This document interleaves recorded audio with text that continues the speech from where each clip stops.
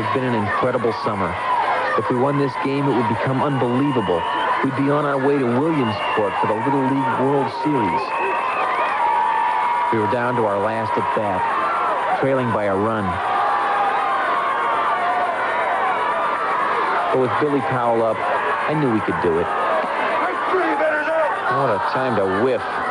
Suddenly it dawned on me that we were 1 out away from elimination. But there was still a chance to make it to the World Series in Williamsport, and our fate was now in Tony's hands. I'm hurt. Are you sure? I just can't carry the bat. Kevin, bat for Tony. Me? What were they looking at? The biggest moment in my life, and my teammates were more stunned than me. Come on! I knew we could win, but I never thought it would be left up to me. I wish I had a dime for every butterfly that was in my stomach. Kevin, you okay? Yeah, Hey, let's go get him. Fine? Fine? Who was I kidding?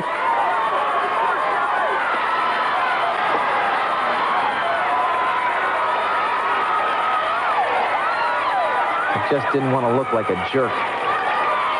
All I had to do was get the bat on the ball. How hard could that be? What was I thinking? Of course he was sure. It was obvious I wasn't going to get any help from the ump. Come on, Kevin, let's go, buddy. This is it. I dug in, not having any idea what was going to happen next.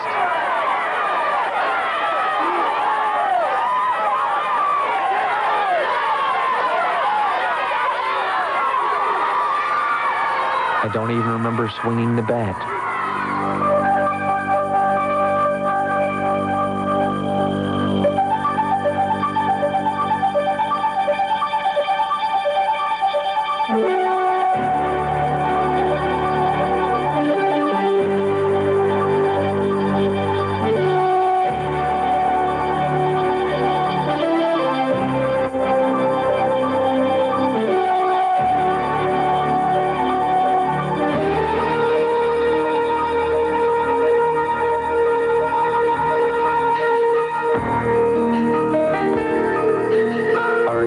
Summer had just become unbelievable. We were on our way to Williamsport, Pennsylvania for the Little League World Series.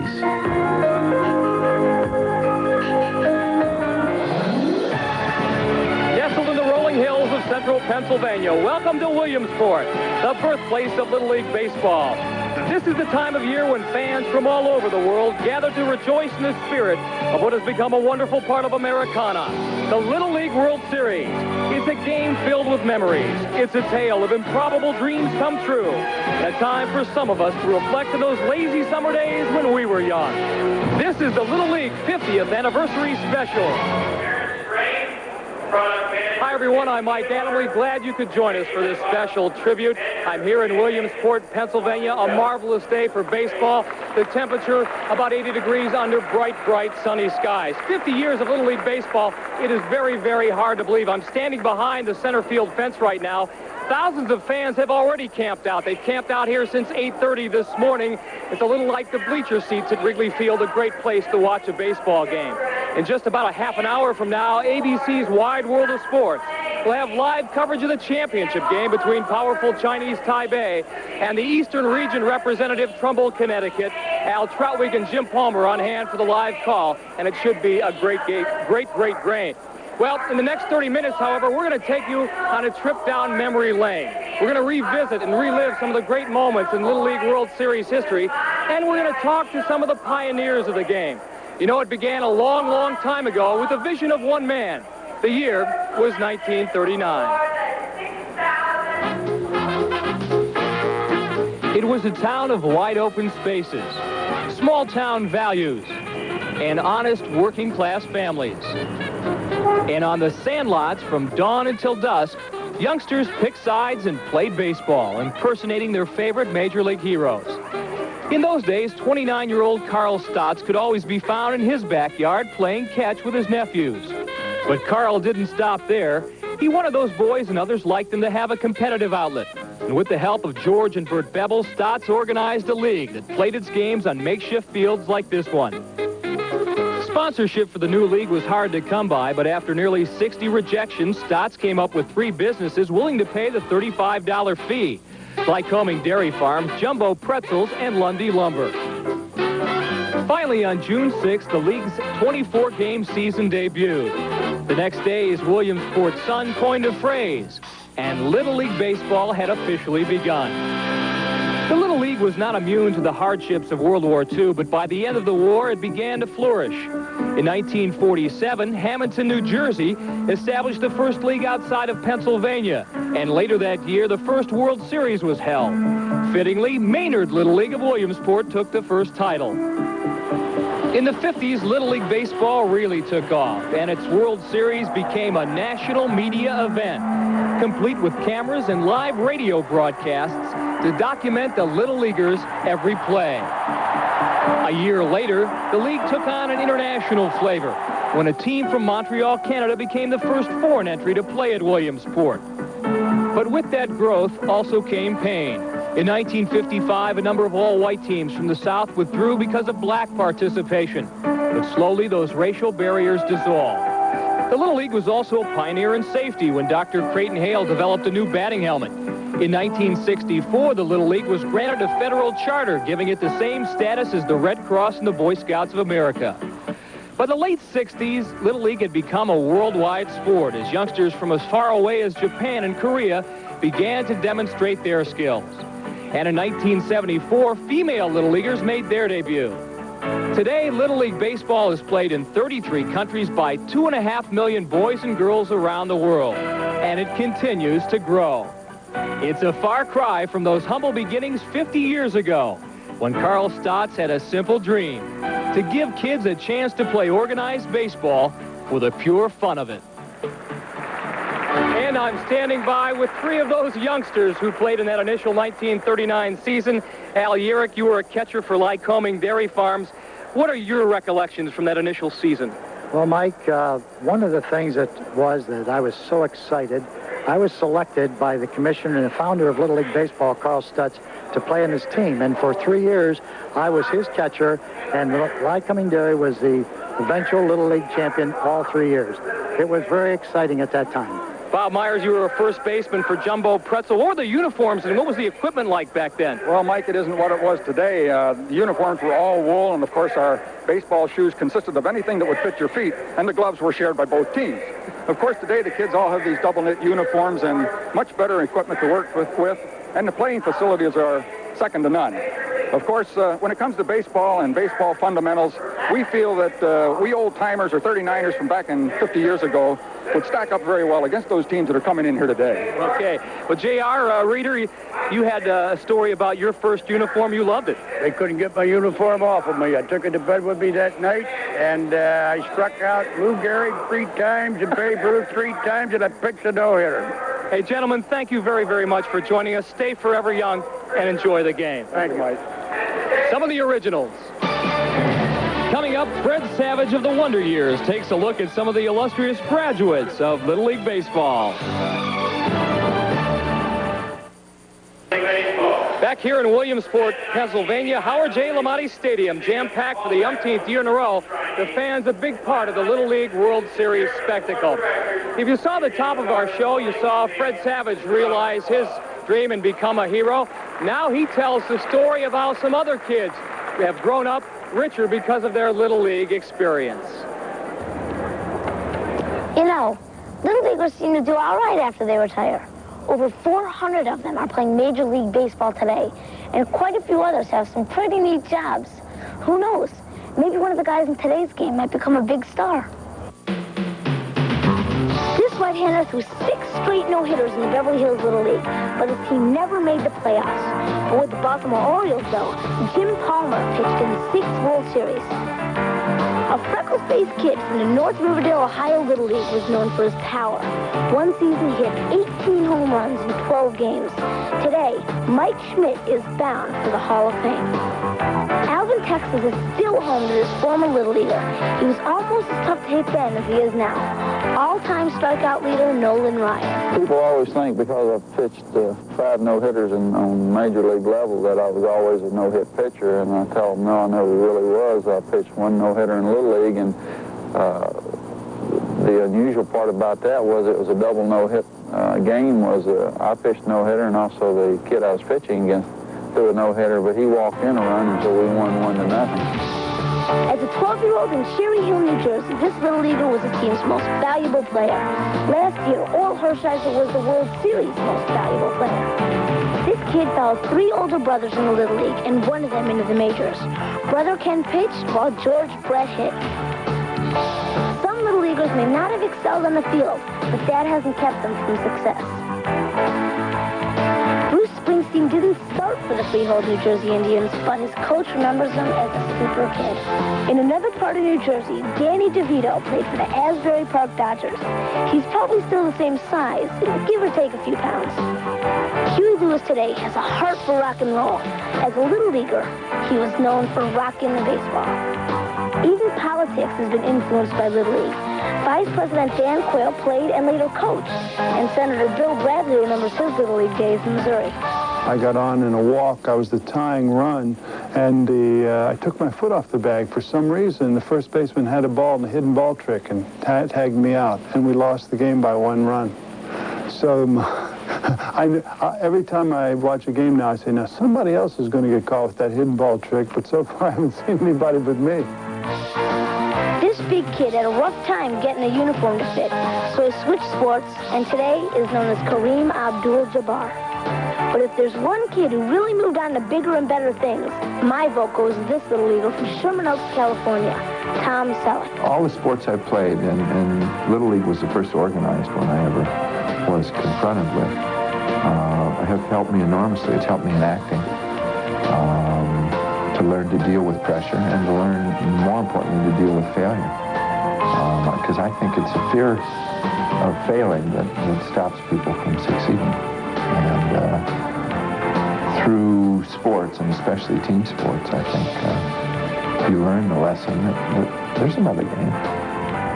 You know, anyone has to be excited about what these former Little Leaguers have achieved. But maybe life doesn't end after junior high. Speaking of alumni, Carl Yastrzemski Jr. became the first Little League graduate to be inducted into baseball's Hall of Fame. This is his dad, Carl Sr., who, along with his late wife, was given the 1989 Little League Baseball Parent of the Year Award. In a minute, the story of baseball in Chinese Taipei. Their Little Leaguers aren't just good, they're a World Series dynasty. Down just one.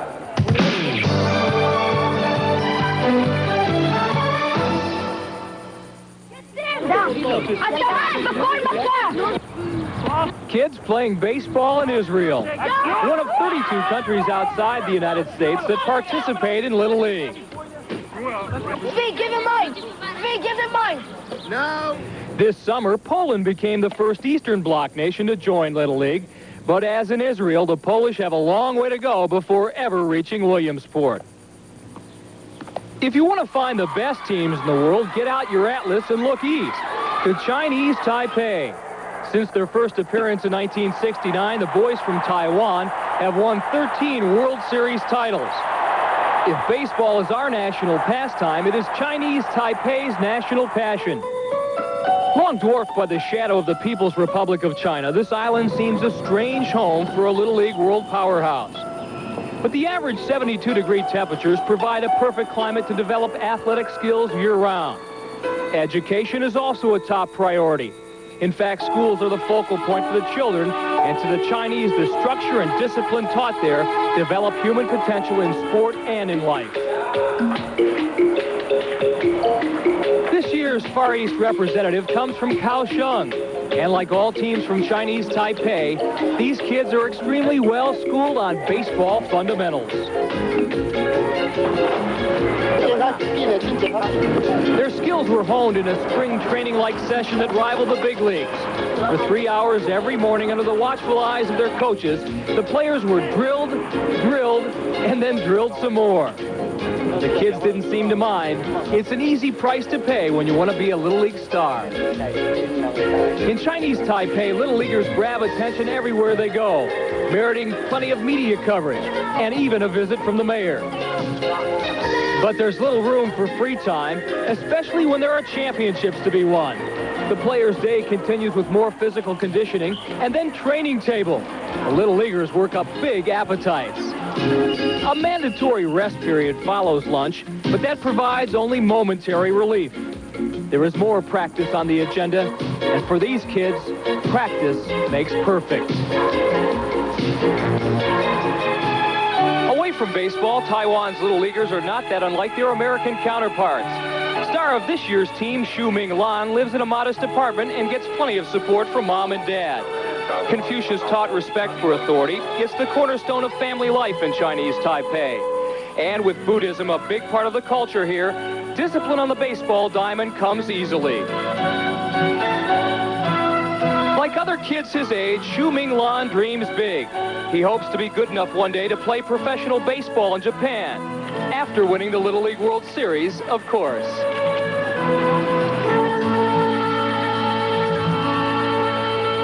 And the team from Kaohsiung will have plenty of support here in Williamsport today. John Koo is from Bethesda, Maryland. Who are you rooting for? Taiwan, Republic of China. Do you wish you were playing? Yeah. Okay, enjoy the game. We'll be back in a moment with more from Williamsport, Pennsylvania. Nice seeing you. Coming up, Fred Savage rejoins us to savor some of the great moments in Little League World Series history.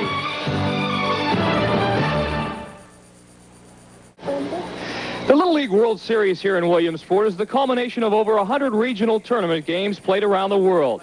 For many of the kids, talented and lucky enough to make it this far, this baseball odyssey is their first extended trip away from home. Winners from the 8 different regions arrived last Sunday and were quickly put through their paces. Final practice sessions gave the youngsters a chance to fine-tune their skills. But it wasn't all work. Teams were lodged in a special barracks next to the stadium. The scene there reminiscent of life in summer camp, as the coaches made sure their players had plenty of time to have fun and, in general, just be kids. Drury stuck his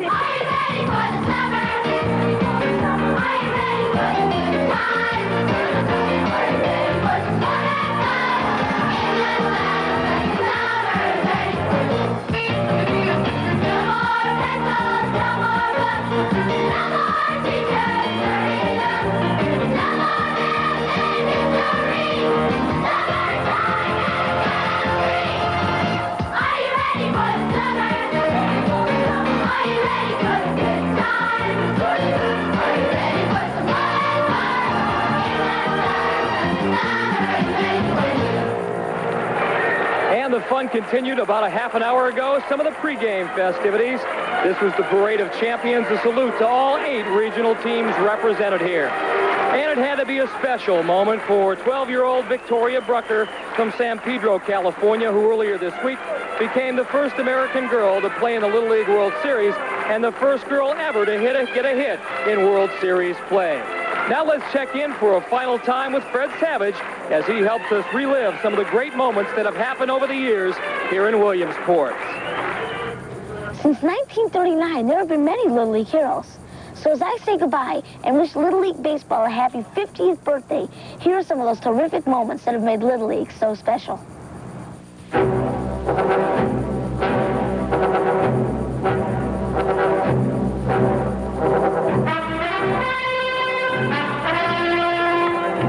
That's a long ball to left field. It's a home run.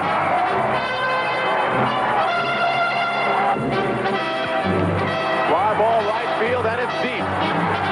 Jason Adara with a great catch. Down to the hole. Nice putting up there. Throws it out. That play at first. Here comes the runner home, and he's safe. High fly. Short center. Catch is made. Bang. Bounce it back to the pitcher. The throw to second for one, back to first. Double play! Here comes Mark Phillips running in and dives and makes the catch as he holds on to the ball. What a game that kid has played. They pitch to him, and there it goes. 5 home runs in 5 times at bat for Roy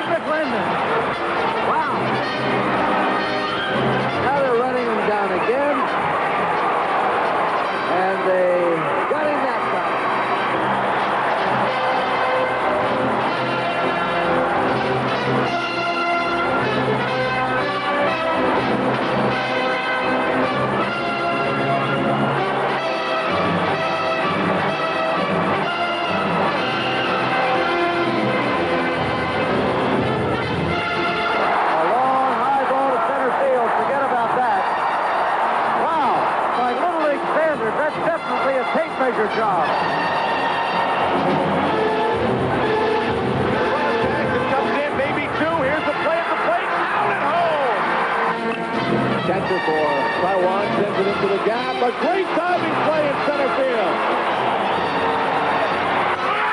Hard shot to right field. A great diving catch of the ball game is over. Lakewood, New Jersey has won a Little League championship. That's it. It's all over. The biggest upset in the history of Little League. Kirkland, Washington.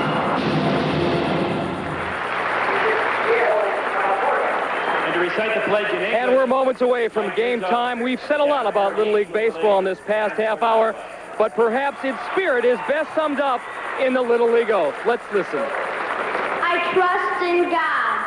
I love my country and will respect its laws. I will play fair and strive to win. But win or lose, I will always do my best.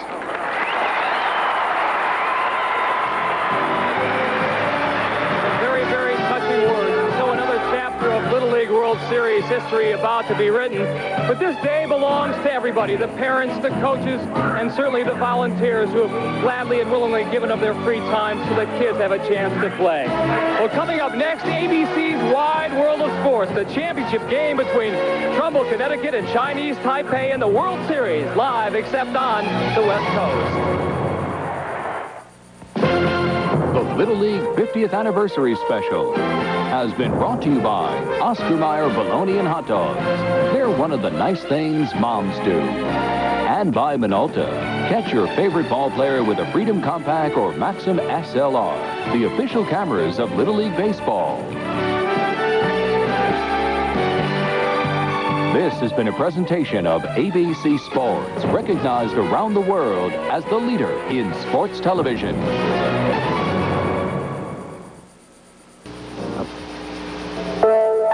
The memory for this man from the summer of '39 is cherished, a beacon of his youth. But he was not alone. They were a small group of pioneers. They didn't know that then, but as they flash back, they know it now. They were the real boys of summer, the first ones, sons of hard-working families.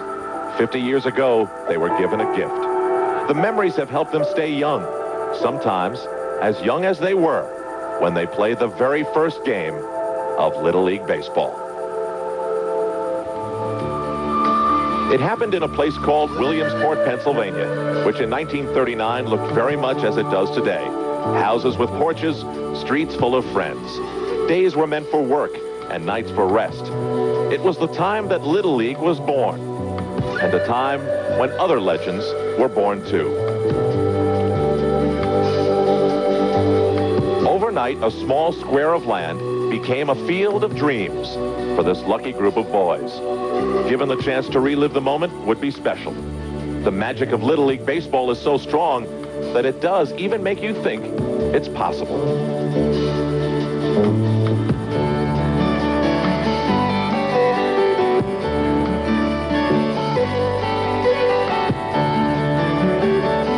They will never forget. They understand that baseball has been deeply woven into their blood. Ralph Hornberger played shortstop with zest. J.R. Reeder was around at first. Bob Myers was the kid on the mound, and he can still see the eyes of Alan Yerrick behind the catcher's mask that cost $1.65. They played for Lundy Lumber, Lycoming Dairy, and Jumbo Pretzel. Today we'll see different kids from Connecticut and the Far East, and these men would trade places with them in a minute.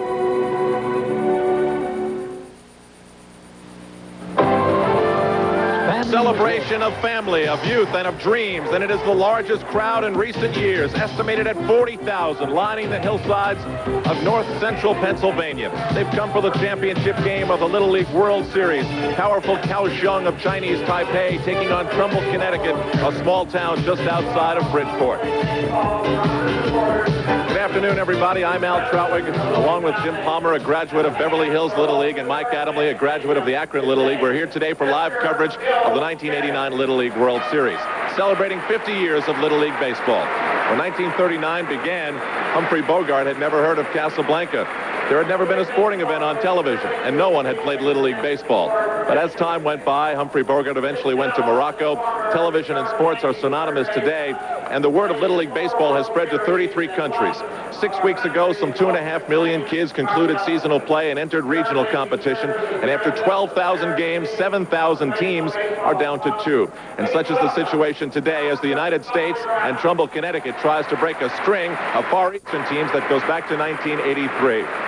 Trumbull, Connecticut, in defeating Davenport, Iowa in a run-one game, and San Pedro, California, has shown that they can take advantage of mistakes, as shown here. Their pitcher today, Chris Drury, can hit, and he'll be an important man in today's game, no doubt. Andy Paul, the big right fielder, was a winning pitcher, and he could be a factor, too. Chinese Taipei has power. They eliminated Dhahran, Saudi Arabia, and then got by Maracaibo, Venezuela. They do the little things. They'll steal signs, and they'll show fundamentals in the infield well beyond their years. They truly are the favorite in today's game. As for Trumbull, Connecticut, they come in having only lost one game in regional competition, and they come in emulating the spirit of their coach, an insurance salesman from Trumbull. His name is Tom Galla, who's down on the field with Jim Palmer. Jim? Thank you, Al. Tom, go back to April, if you will, and tell us, we know everybody'd like to be here as a manager of Little League, but what kind of values do you try to instill in your players? Well, we worked hard and try to stress teamwork. One thing we did differently this year than last when I coached is we tried to throw a lot of fun in with the hard work. We took them to see Batman one night. We had swimming pool parties. We had watermelon after practice. We did all kinds of things to try to keep the kids loose. Your advice to your team today? Hit the ball like we haven't hit in the last 2 games. An honest question. And can you win? Can you win? Yes, we can. Yes, we can. We've played some great ball coming into this tournament. We played some great defensive ball and had some good pitching here. The only thing we've lacked is the hitting, and I'm hoping today we're going to break out of it and get those hits. Okay, best of luck. Back to you, Al. All right, Jim, there are banners all over town in Trumbull on this day that celebrates also 11 and 12-year-olds in sports. But this week at the Little League World Series has also seen 2 women grab the headlines. One of them is younger than the other. She's 12-year-old Victoria Brucker from San Pedro, California. She played first base and batted cleanup. The second woman ever to play in the Little League World Series, but the first to ever get a hit. She had her share of notoriety this week. It was also a time when a woman would finally umpire in the Little League World Series, Betty Speziali. The both of them are now with Mike Adams. Betty Speziali and Victoria Brucker have been the center of media attention all week long here in Williamsport. Betty will be today's second base umpire. Betty, has all the net recognition you've received been a good thing or kind of a nuisance? Well, it hasn't been too bad here. It's before and after the game, but not during the game. So as long as it doesn't interfere with the game, I'll take it in stride. It's been it's tough enough to be an umpire without having every single call being scrutinized. Have your male counterparts been supportive? They sure have. They've been real good. It makes you feel a lot more comfortable when the guys out there are supporting everything that you're doing, too. And they've been great, and I thank them all for sticking behind me with it. When did you get started, and do you have any aspirations to be a major league umpire? I've been umpiring for 15 years. The major league would be nice, but I have other responsibilities that I don't think would really put the major leagues in my future. Never know, though. Well, Victoria, I know you and your San Pedro teammates would much rather prefer to be playing in today's championship game, but you still had a great season and a great week. What is the week like here in Williamsport meant to you? It was fun and exciting, and we had a great time being here. How far do you want to take your baseball career? What's beyond Little League? I just want to keep playing as far as I can go and won't let anybody stop me. I know you've been asked this before, but do you have any advice for other female baseball players? I tell them if they wanted to play baseball, that just stick with what they want to do and don't let anybody else tell them that they shouldn't play or not and do what they don't want to do. Victoria, very sound advice. Thank you. Thank you, Betty, for joining us. Congratulations on your milestones. Al? The man on the mound for Chinese Taipei, winners of 13 championships and 15 appearances, is Li Chin-chi. And the man who feels the pressure is Chris Drury from Trumbull, Connecticut.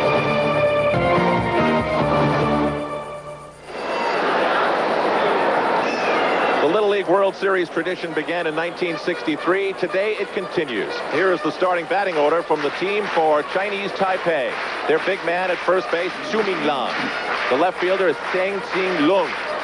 On the mound, having pitched only one game in the tournament so far, Li Chin-chi. The second baseman, Ye Chin-lung.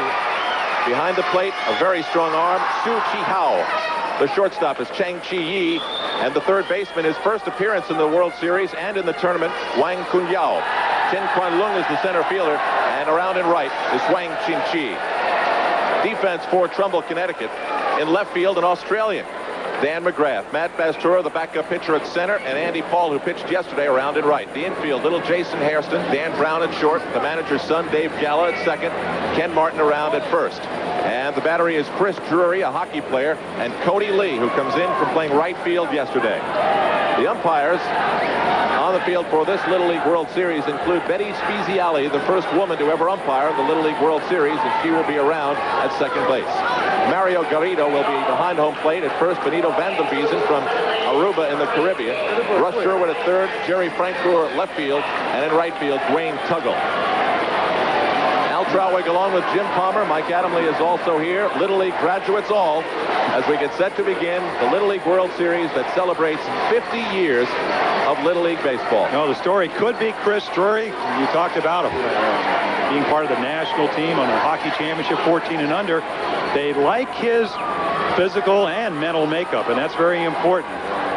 They say he will bend, but he won't break. He throws a lot of off-speed stuff. He could be successful. Ball is outside. It's Xu Ming Lan. 2 for 4 in the World Series with 5 runs scored and 4 RBIs at 5'8", 175. He's a big one. Fly ball, high right field. Andy Paul, one away.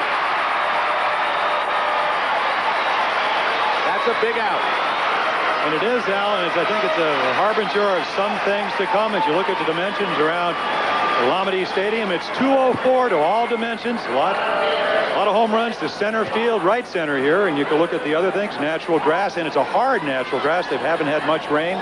Shower on Wednesday, 60 feet to first and 46 feet from the pitcher's rubber to home plate. Drury sends it to Seng Ching Lung, 2 away. And this highly partisan crowd, not only from Trumbull, Connecticut, but from all the other American regions, is loud and happy for now, 2 away. And they're happy mainly because they have more outs before the other team has scored than in the last 5 years, as you look at Tom Galla. 2 away as Li Qin-chi steps to the plate. He will be the man on the mound for Chinese Taipei. As I mentioned earlier, the last American victory in the Little League World Series was by Marietta, Georgia in '83. Low and away. Drury, by the way, Jim was talking about yesterday to me that he enjoyed throwing a change curve. Now we'll get to see how he uses it. A changeup, also a knuckleball. So, and I'll tell you what, you know, you don't usually suggest that youngsters throw all those pitches, but here's a kid that does play hockey, and he's able to get them over. And I'll tell you what, if there is one scouting report that you would say if you're going to beat the Far East, it's throw a lot of slow stuff, and he can do it. We'll see if he's able to do it today. One pitcher to the other. That's 2 low and away. Li Qin-chi hit a 3-run home run in the semifinals. That was the win over Maracaibo, Venezuela. He is the son of a truck driver and is one of the more conservative and quiet members of the team and a good student. High and tight, 3-0. Now we get to the point, Jim, where we have to talk about with Chinese Taipei and the relationship to Trumbull, Connecticut. Very few mistakes. And if you do allow one, try to keep your emotions under control so that it doesn't get out of hand, which can happen quickly at the hands of this team. Well said, well said. I think the really amazing thing in my mind is that Chinese Taipei has made more errors than the team from Connecticut. They have made 4 errors in their 2 ball games, and Trumbull, Connecticut, only 2. Line drive, left field, over the head of Dan McGrath. Off the wall, he'll play it in, and Li Qin-chi is up with a stand-up double. 3-0 pitch, rock to left. I want to talk about hitting. You see the first extra base hit. It appeared to be a high off-speed pitch, and he just whacks it. Again, you don't have to pull the ball. It's a 3-1 pitch that's hit and short hops the wall. And again, you know it's going to be extra bases. A lot of times that ball will go out of here. They've out-homered the team from Connecticut 5-1. Drury's pitch, a beauty. 0-1. At bat, the second baseman, Ye Chen Lung, is 2 for 3 in the World Series with 3 RBIs.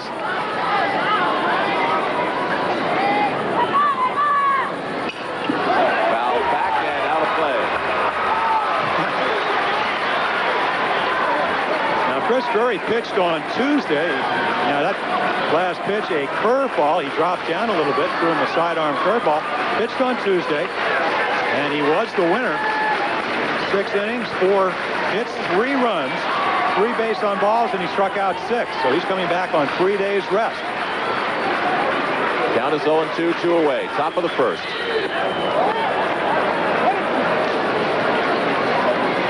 If you go back to the semifinal game, the Trumbull pitcher, Andy Paul, threw 3. His first 3 hits were all home runs. The coach came out. He said, calm down, and that's something we have to try to do.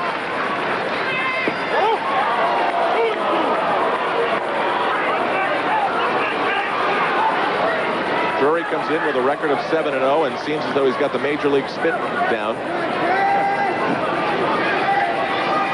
2-2-2. Line drive, left field, another deep shot. McGrath off his glove. 1 run will score.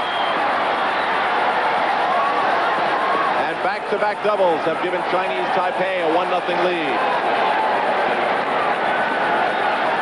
For a moment, I thought McGrath would grab it. Well, he just came in a little bit. Here you see him going back after he took that first step in, and that's all it takes. As the ball goes off his glove. Again, it's only 204. It's a symmetrical ballpark. He makes a great effort. Ball that he might have been able to catch, but a tough play. A couple of hard shots off pitcher Chris Drury. Left field's been the hot corner. As Chinese Taipei and the Little League from the city of Kaohsiung leads 1-0.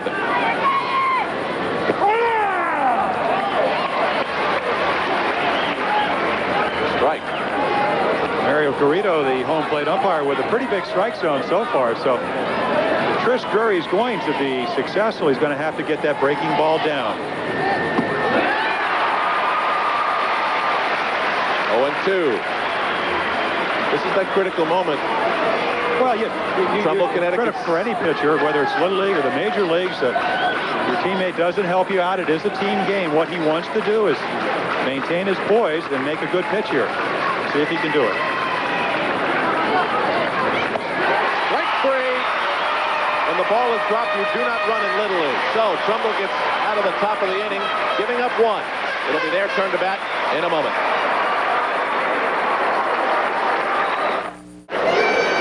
Back live in Williamsport, manager Tom Galla surviving the first half of the first inning, giving up only 1 run. He'll send to the plate first his pitcher, Chris Drury. The backup pitcher, Matt Bastura, bats second, the center fielder. Around at first is a big fan of Phil Rizzuto's Ken Martin. In right field, the winning pitcher from the semifinals, Andy Paul. Shortstop is Dan Brown. The Australian Dan McGrath, who had a busy first half of the first. Dave Galla, the manager's son, at second base. Batting 8th is Cody Lee behind the plate. And little Jason Hairston, a fun player to watch, is around at third.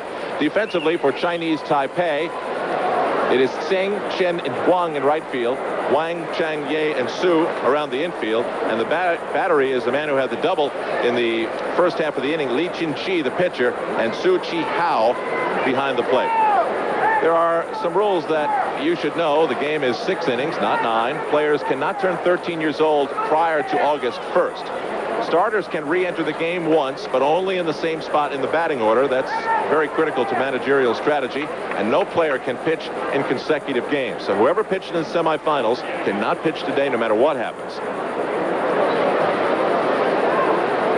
And have you had a chance to see Li Chi-Chin, the pitcher, warm up? A submariner. The first time we've seen this in a long time. We had a chance to see the left-hander pitch the other day, and that was Lan. Su-Ming Lan, and he threw 73 miles per hour, so the kids from Connecticut will see an Under Armour. He has not pitched in the World Series, but was the pitcher in Chinese Taipei's opening game of the Far East Regional. That was a 12-1 victory over the People's Republic of China, and I can only imagine that for Chinese Taipei, that was a sweet victory indeed. That was the only run that Chinese Taipei allowed in the regional. Coming in 6 games. Down the middle. It's got to be a little disconcerting now for Trumbull to be facing a submarine pitcher. Well, it's also differently, and if you talk to any hitter at any level, he'll say, hey, I don't normally pick up the ball coming out of a pitcher's hand like you do with submariners. Here's the Trumbull, Connecticut pitcher, Chris Drury at bat, a 500 hitter entering the World Series. Swung late, fouled off, and the count is 2 strikes. Well, the ironic thing, Tom Gallo, who's managing Trumbull, used to catch in college Kent Colby, who was a submariner. And you see the almost brushing his hand on the ground. Inside, 1 and 2. Drury, by the way, comes from a family of hockey players. His brother was drafted by the Calgary Flames, but decided to play at Harvard instead, where he was offered a scholarship. Chris Drury, who's at bat for Trumbull, is a member of the national champion 14 and under team this winter, and here he is in the Baseball Little League World Series. Line shot right at the shortstop, Cheng Chi-Yi, and there's one away.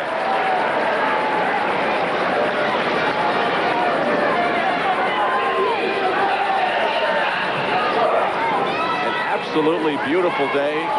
Just light, stringy clouds. Temperature in the high 70s. Matt Bastura, the center fielder, and the man who would come into pitch if Chris Drury had any problems. And the biggest crowd I remember, at least in the years that I've been here with you, Jim. Certainly is, as they've come to root the East on. And the one thing that the Far East team does have over the Connecticut team is control. They have yet to walk anybody here at Williamsport. So Lee, who played shortstop the other day, threw overhand. Now he pitches underhand. Line drive, that's in the gap.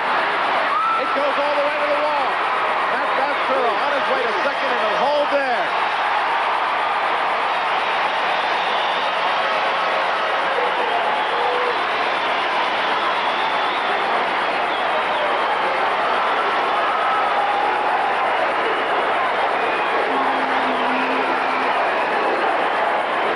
Breaking ball up, you can see him go after it. Again, he just lays the bat head on, and with the aluminum bat, a great effort by Chen, the center fielder. He just can't get to it.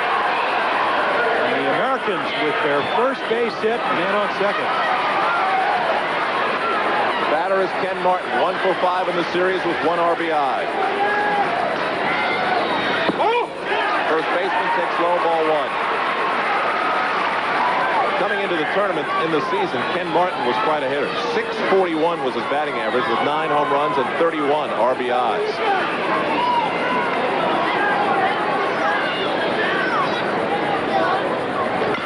Line shot back to the pitcher. Up to the middle.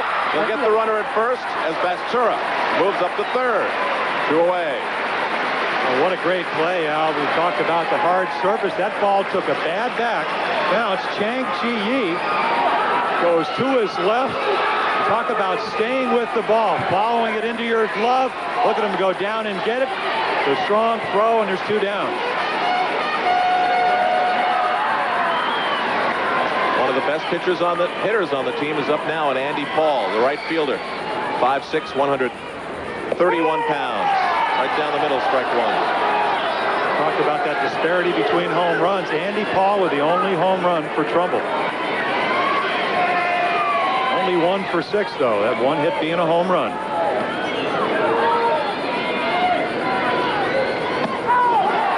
2 strikes. That's nasty. And what makes it so difficult is that when you throw submarine style, the curveball has a tendency to change. Great balls. Great target.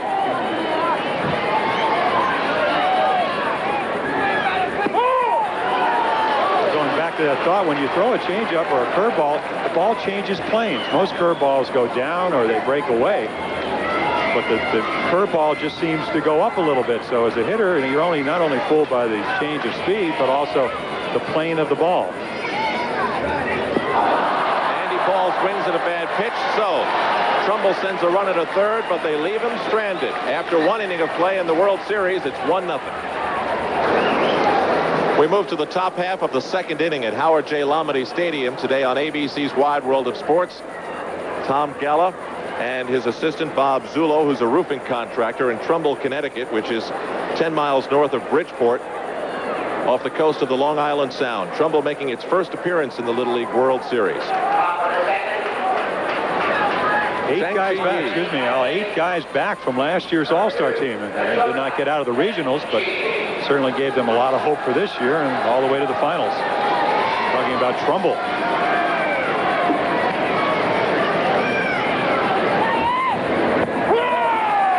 That dropped out.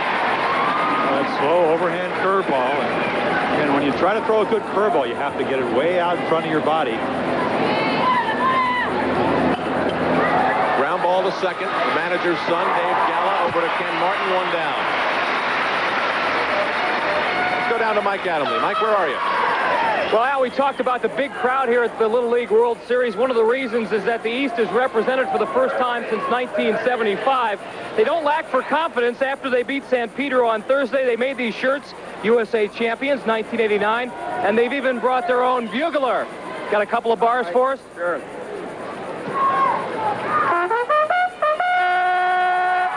These folks are ready. Well, it may have worked, Mike. An easy fly ball to Ken Martin. And there are two away. You ought to blow that bugle when they hit. There's a trail by a run. Trumbull, Connecticut, surviving the Connecticut region, then moving in and defeating Swanton, Vermont, Manchester, New Hampshire, Cherry Hill, New Jersey, and Wilmington, Delaware. Then a one-run victory over Davenport, Iowa, and a come-from-behind win over San Pedro, California. 1 ball, no strikes. The batter is Chen Kwanlung.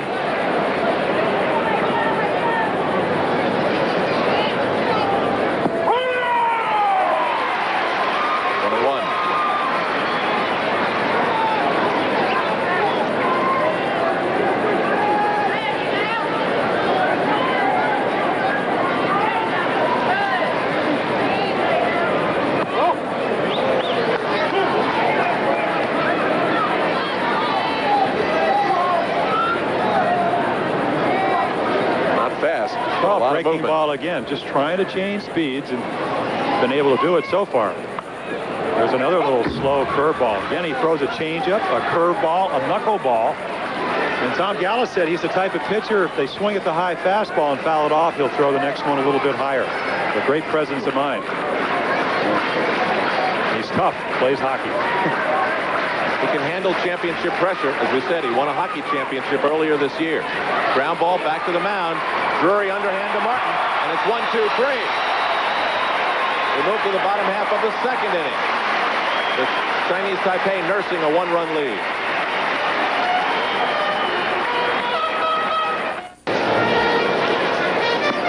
Manager Tom Galla of Trumbull, Connecticut, trying to manage the best of 14 players that were selected of the 55 eligible in the Trumbull Little League.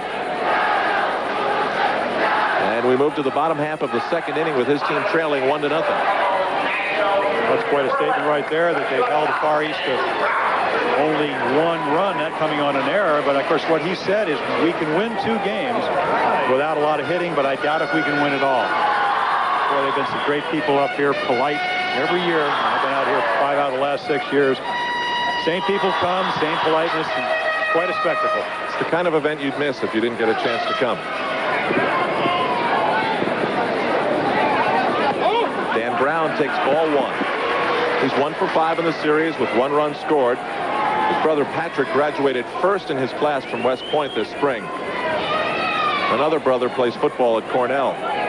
So some talented athletes and some smart guys in the Brown family.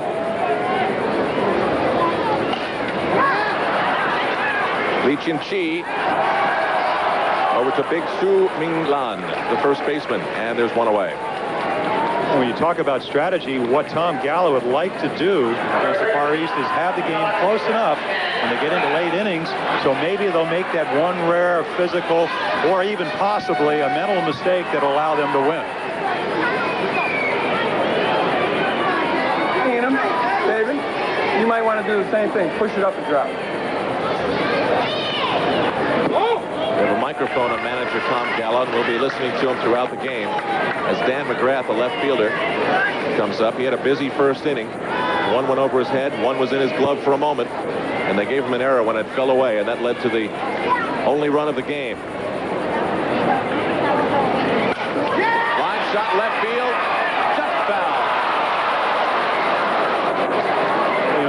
was that ball twisted foul for the kids from Trumbull, but the good news is they really have been able to make contact. Only one strikeout. Of course, most of the time, if you look at a ball that's slicing and just barely goes foul, well, they'd like to have, but maybe they'd get a little bit luckier later in the game. You never know. They've been able to make contact, and I think what Tom Gallo said, maybe move up in the box, get the ball before it breaks. Another one down the left field side. This one up into the crowd. Everyone here, by the way, gets in free. No one pays for a ticket to come see Little League. I get the feeling that even if they did have to pay, they'd get this many people here. And when they get here, they're treated to some of the best bargains in all of sports. 75-cent hot dogs and 50-cent sodas. Ground ball to second. Yen Chun-Lung rips it over to Su-Ming Lan, 2 away. Yeah, they've had to make some defensive changes. The shortstop the first 2 games for the Far East is now pitching. Their second baseman went to short, and the right fielder came in to play second base. Here's a group of kids that are very disciplined, but also can play a lot of positions, which is what you'd like to do at Little League. You never know what you're going to end up being.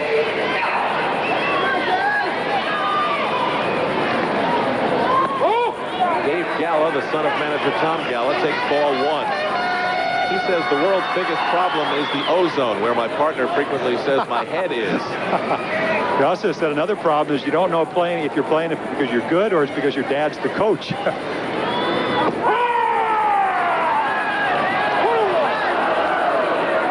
crowd doesn't like the strike call made by Mario Garrido, the home plate umpire. Again, we said Mario had a pretty good big strike zone, and maybe a little bit high, but certainly a pitch you'll know you'll swing at next time. He took himself out of that swing. Dave Gallo 2 for 4 in the series with 3 runs scored. We're in the bottom half of the second inning with Chinese Taipei holding on to a 1-run lead. Both teams have a hit. 1 and 2 is the count. There are 2 outs. Fouled off. Big difference between pitching speed of this pitcher at 58 miles an hour and the one that the Far East threw on the mound in the semifinal against Venezuela. Su-Ming Lan, who's the 5'8", 175-pound pitcher, was throwing 73 miles per hour in the shadows. That's the equivalent at 60.6 feet of maybe throwing 95 miles per hour. That's the reaction time. Strike 3, that ends the inning. Felt the end of 2 here in Williamsport. It is still 1-0. We move to the top of the 3rd inning in the Little League World Series in 1989. Chinese Taipei and the Kaohsiung Little League representing the Far East and the U.S. East of Trumbull, Connecticut. They arrived here in this championship game. Trumbull did by defeating San Pedro, California with a come-from-behind victory. And the Latin American representative, Maracaibo, Venezuela, was beaten by the team that's at bat now. They try the bunt. It does not get by Chris Drury. And Wang Qin-Shi makes the first out of the top of the 3rd. I tell you, Chris Drury must be some kind of hockey player because he's really quick off the mound. You know, he knew he had a quick play and just made it easily. You look at the big guy. I'll tell you what, I did some demonstrations yesterday, and all the kids from Toronto and some of the kids from Davenport, Iowa that were here representing the Central said, he shaves. He broke somebody's thumb. He just pops it up again. Second baseman Dave Galla is under it and corrals it for out number 2. That's 2 high fly balls to the right field for the big leadoff batter and first baseman Su-Ming Lan. Those are the type of pitches that you just miss. And you look at some of the crowd here, and they do come in all ages, from youngsters all the way to people well in their 80s or 90s. Zheng Qinglong, the left fielder. 8 teams came this week to the Little League World Series, representing 4 regions of the United States, Europe, Latin America, Canada, and the Far East. And these are the 2 that are left. Little League pays their expenses. They bring their coaches and a manager over here. And in the case of Trumbull, Connecticut, busloads make it to the game to cheer the support. 55 mph on that last pitch. 1-1.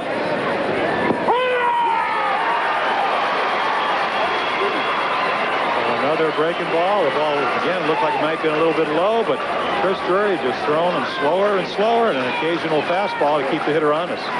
In between innings, last time between innings. Line drive right at the shortstop, Dan Brown, to end the inning. Well, manager Tom Gallo told Chris Drury, throw him drunk. Don't give him anything good to hit. And Drury is listening to his manager's advice. Chinese Taipei leading Trumbull, Connecticut 1-0 as we move to the bottom of 3. All right, all right. People have come from Tampa, Florida, Davenport, Iowa, San Pedro, California, Trumbull, Connecticut. They've come from the embassy in Washington, and they've come from Penn State to root on Chinese Taipei. And then others have just come to watch. Of all ages, 40,000 plus, lining this little grove at the base of the northern side of the Appalachian Mountains in north central Pennsylvania. Late afternoon, late summer sun, basking here are these two teams of 11 and 12-year-olds from Chinese Taipei, leading 1-0, and Trumbull, Connecticut. As we move to the bottom of the 3rd, Cody Lee, the catcher, one of the few who has turned 13 after August 1st.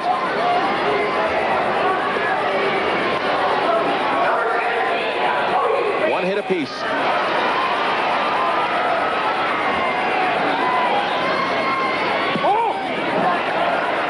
Jim, I have to be honest about my feelings of what we're seeing here. I mean, as the week moves on and everyone sees the way Chinese Taipei plays baseball, they say, well, if Trumbull can just stay with them for a couple of innings, they've done a major thing. That's how heavily Chinese Taipei was favored. Ball fell back, and of course, we've been here I've been here 5 out of 6 years, you the last 3 years.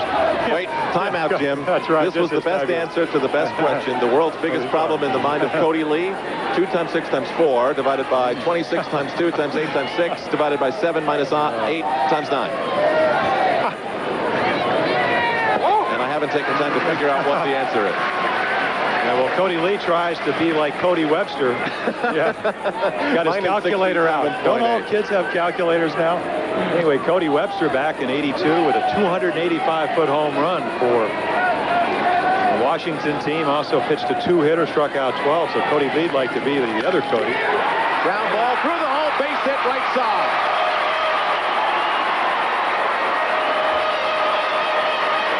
A rare mistake.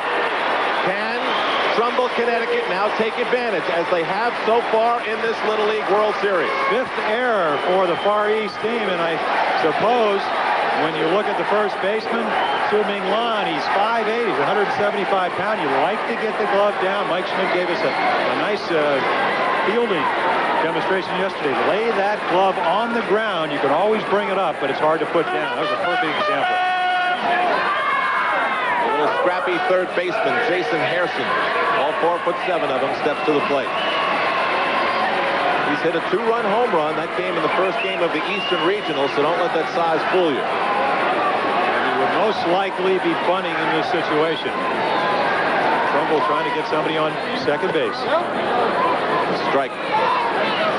The good point there is he goes for a ball high. If you're going to try to bunt, and as a former pitcher, I had a lot of practice. Earl Weaver never letting me swing away that much. But what you try to do is, number one, and you see the best thing about USA, because there's girls everywhere, Jason. Yeah, but Jason, what's your favorite city? Yeah. Try to get the bat out in front of home plate, but also pick a strike to bunt. The count should be 2-0. It's really 1-1 because he went after a bad pitch. Get the bat well out in front of the plate. Let the ball hit the bat. Just kind of lay it out there. Your fingers behind the bat so it doesn't break anything. Foul back, 1-2. The last time an Eastern Regional team made it to the Little League World Series Championship game was in 1975, and they won. But that was a year that the Far Eastern teams were being investigated, for age violations and so forth, and having Little League programs that were too large, and so they weren't here. The West teams have dominated over the last 3 years. Line shot just over the shortstop's head, and a collision, but the catch is made. What a job by Chang-Chi Yi. So he did not realize, Al, how shallow Seng, the left fielder, was playing because of Jason Harrison's size. And the result is that I think he kind of clotheslined him. Looks like you're playing in the NFL right here. He doesn't know the left fielder's there, and it looks like he gets him right in the forehead or maybe the eye area. And we'll take a better look here. right with his right arm. But he's going to stay out there. So the little guy takes on the big guy, and they get an out. He got calf roped. Well, there's one away. Still Cody Lee at first base. So execution, we've seen the error by the Trumbull team, and now the lack of sacrificing costing him a scoring possibility.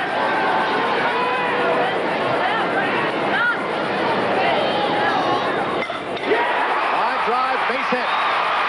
Cody Lee will hold at second. And Chris Drury, the pitcher, helping his own cause, is on at first. One out.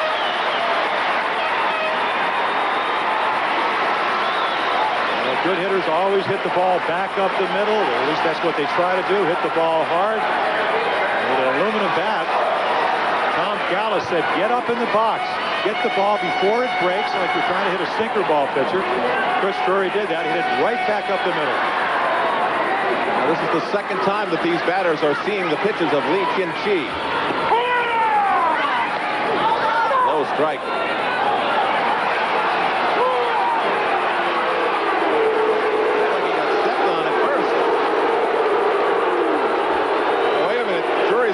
Player. You all right? You don't want to mess with Chris. Did he step on you? Yeah. All right, don't come off the bag hard now. Where did he step on you? I was hitting No, I understand that, but are you hurt? No, I'm fine. Hey, he was a foot off the base, and this guy's stepping on him. It's a part of the play, though. What are we going to do about that? Now, they both, he pushed and you pushed. We want to control this game. He's pushing because he wants to get back on the bag. But we want to control. We're not going to call him out. We know what I understand, but I mean, can we tell these guys, let's play ball? We're the ones that are under control. We'll keep it under control. All right. Okay. Take another look at the pickoff, and right here, Su-Ming Lang, and right there, now he just kind of knocks him off. You can't do that. Now, you can impede a guy coming back to the bag. It's been done at home plate in the major leagues, also by second basemen and shortstops. Foul ball. And Mario Garrido, the home plate umpire, handed well. He said, we're not going to call him out. We understand what happened. Let's play ball. I mean, he's a perfect villain, isn't he? Oh, he's the biggest guy out there. And I'll tell you, it looked like Su-Ming Lang was trying to play soccer with the hockey player. He's using his feet only. One out. Count is 0-2. Matt Basturo, the center fielder, doubled his first time at bat. Short little number to the pitcher. They'll get the out, but the runners advance to second and third.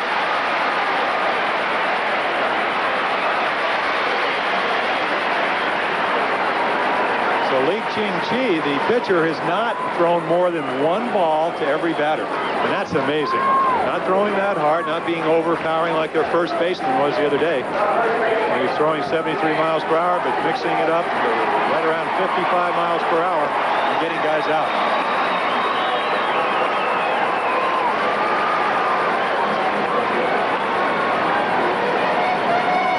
Martin grounded out his first time at bat 6-3. He's 1-for-6 in the World Series.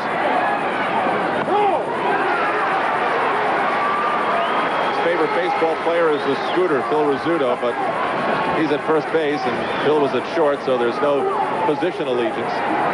Sure that's not favorite announcer? I think he really knows who Phil Rizzuto was. I mean, he knows who he is as an announcer. Holy cow, what a swing. Holy cow, what a pitch. Their leading home run hitter, and also the biggest of the Trumbull, Connecticut boys at 5'10", and doesn't get the good breaking ball.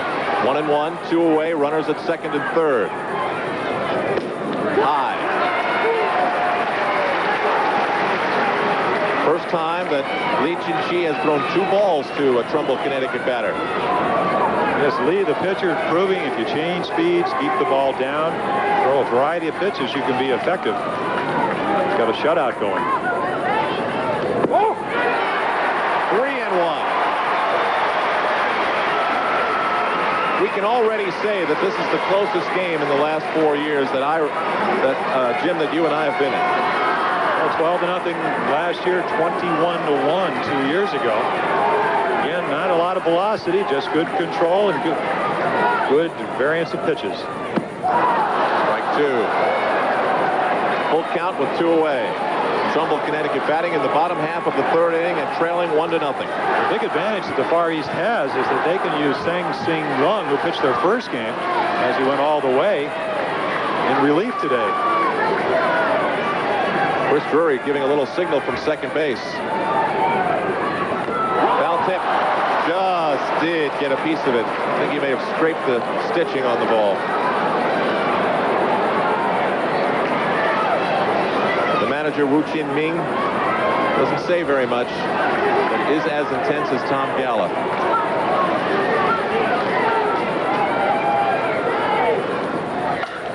Line drive, base hit, right field. One run is in. They send the second runner. He's in. And Trumbull leads 2-1.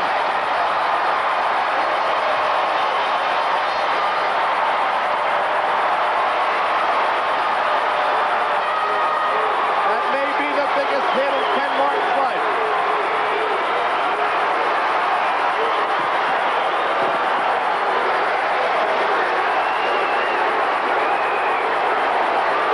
This is what you try to do with a 3-2 count. Make contact. A lot of leverage at 5-10. He just drills it. They got a chance to throw out Drury right here as he did not come around third very hard. But the throw off the line, and Chris Drury scores the second run. 2-1. Su Chi Hao did well to grab onto that ball, but he was way out in front of the plate. And so Ken Martin is on at first, and Chris Drury has a 2-1 lead. The batter is Andy Paul, who pitched in the semifinals, the right fielder. He struck out his first time at bat. And with 2 outs, Trumbull, Connecticut leads now in the bottom of the third, 2-1.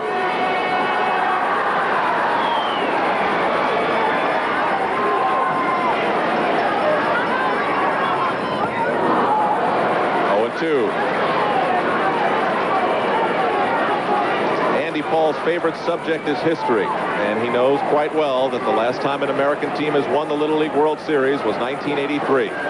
Kids from Marietta, Georgia. And Andy Paul goes down swinging, but Trumbull, Connecticut gets 2, and it is their lead. We will return after this message and a word from our ABC stations.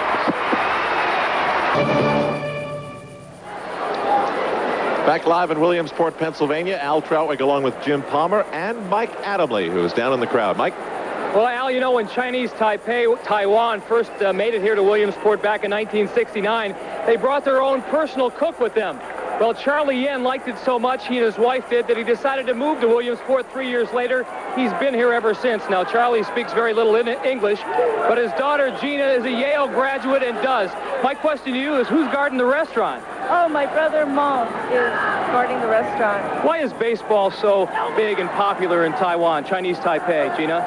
Well, they play baseball year-round, and it's as popular as football is here in the United States. And believe it or not, they like to aspire to play in the winning team that comes to the United States. Well, tell your father that thank you very much for joining us, and that Al, Jim, and I want reservations for this time next year, okay? Certainly. Al, the name of the restaurant is Yen King, and we'll be there next year. Join us. Mike, we've already been there, and it's good. 4 chef hats to Yen King.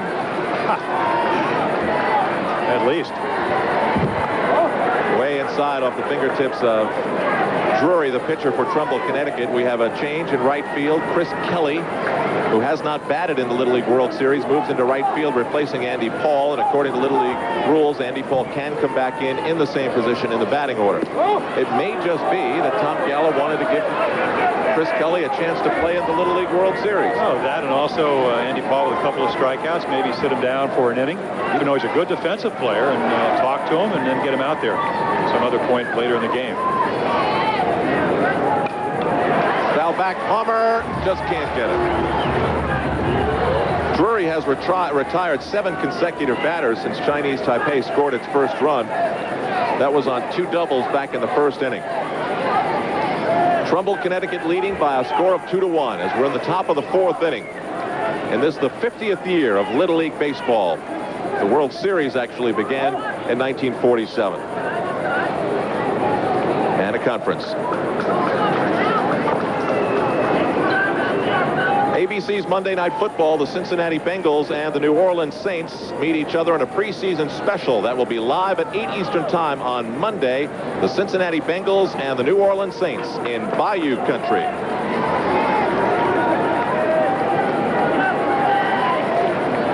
It's got to be the best seat in the house right there.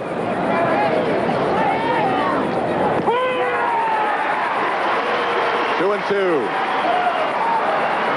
U.S. with a 2-1 lead. It's going to be a little tougher to score runs. The shadows are creeping in. Left field will be a very tough sun field in about a half an hour. You can see those shadows just coming out towards the pitcher. Ground ball picked up at third by Harrison. He'll have to be quick. He is. One away.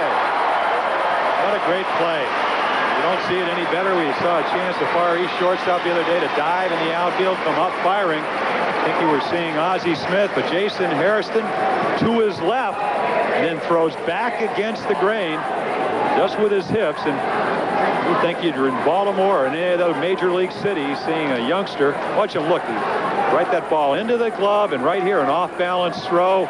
Ken Markin, great target for the out. Back live with one away. Ye Chen Lung, the batter. His double on the error by Dan McGrath in left field scored the first Chinese Taipei run, the only Chinese Taipei run. Fouled off right side. 1-1's the count.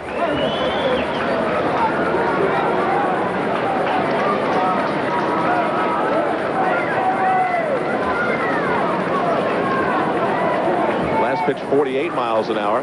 The one before that, or a few pitches ago, was the first pitch I remember that Drury threw that we recorded at 60 miles an hour. Again, mixing them up. That looked like a quick one. 1 and 2. Real great pitchers, Al, that have shown guys the breaking ball the first time, and then when you get the shadows or you get them looking for something slow as you take another look. Now look at the shadow, and there's a fastball. That's probably well around 60 miles an hour again, so he's just doing a great job of thinking out there, not just throwing. Ground ball through the hole, base hit. McGrath picks it up. Brings it in, the ball gets away, but Martin backs up the second baseman Gala. Fundamentals exhibited there by Trumbull, Connecticut. You don't want to pick up a base hit, as you see Tom Gala gesturing, and he has numbers that he'll hold up to show the players what base they wants to throw to, what play is on. Ye Chen Lung with the single to left, and he's on with one away in the top half of the fourth inning. Trumbull, Connecticut holding on to a 2-1 lead. The batter is Su Chi Hao, 5'1 1/2", 104 pounds, one of the smaller members of the Chinese Taipei team. He comes from a wealthy family. His father's into real estate, which I guess even in Chinese Taipei is a lucrative business. Semifinal game, they bunted in this situation. And they bunt again. Drury will have to hurry. It's there. 2 away.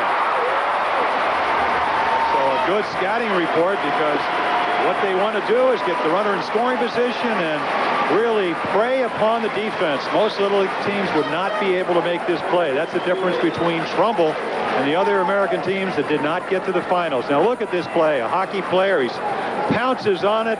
The 5'10" first baseman Ken Martin with a great stretch. Even though the slide is done, they get the out.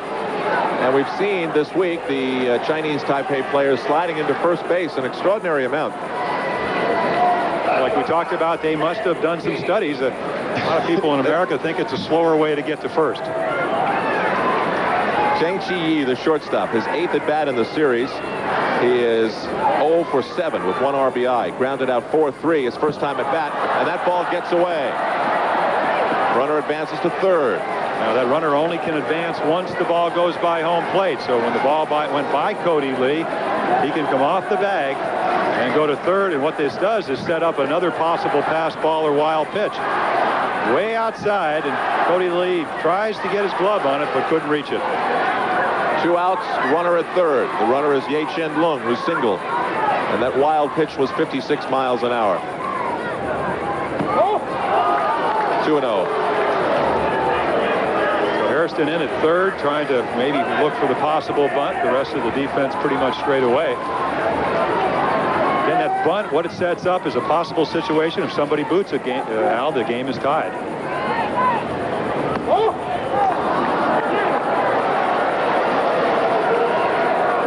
open, 3-0.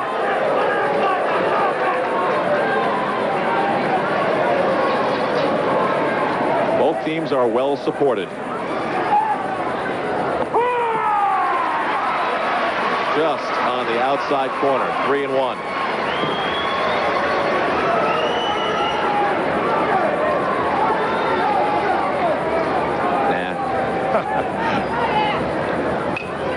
Foul back, 2 strikes. 3-2, 2 outs.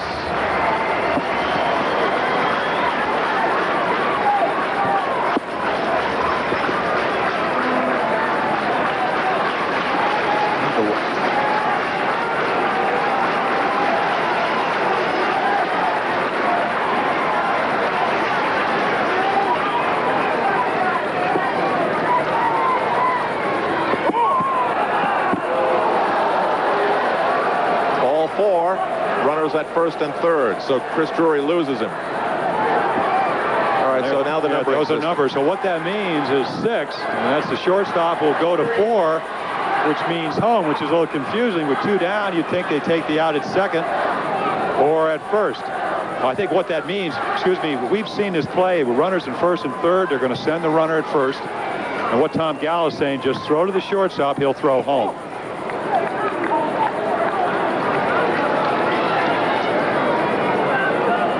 Difficult situation for the defense because the run at first is meaningful because this early in the game it could be eventually the go-ahead run, but I would be more concerned about the tying run at third.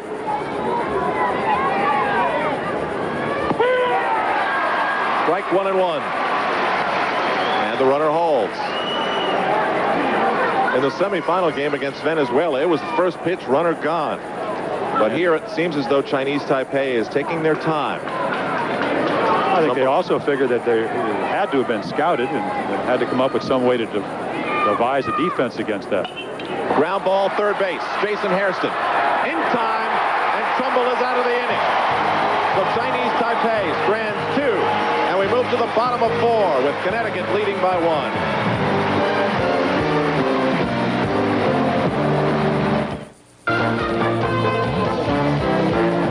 Hi, this is Mike Greenwell, the Boston Red Sox. Happy 50th anniversary to Little League. That's an understatement. In between I want to get 4 or 5. the dugout of Trumbull, Connecticut. Come on! Come on now! Give me a growl! Rah! Another one! Rah! Give me a growl. We're back live at Howard J. Lombardi Stadium with Trumbull, Connecticut leading the Far Eastern team by a score of 2-1. Al Troutwig along with Jim Palmer. Mike Adamle is roving the crowd, and we will be joined in this half inning by the Chief Executive Officer of Little League Baseball, Dr. Creighton Hale. Dr. Hale, I know that you must be hearing comments from time to time about how the American teams have a tough time beating the Far Eastern team, and what can we do to help ourselves? And now suddenly, when you've probably been hearing it for 5 years, here's the American team of the league going into the bottom of the 4th, and that takes the pressure off you a little bit, doesn't it? Oh, this is great. It's a wonderful game, great crowd, beautiful day, and you couldn't be any better.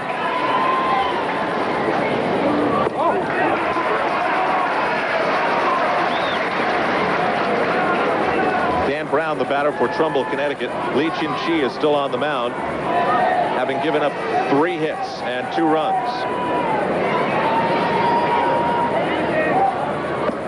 Swinging strike. One of the things that Little League Baseball has put forth and made major announcements in the past couple of months is its new Challenger division for mentally and physically handicapped children.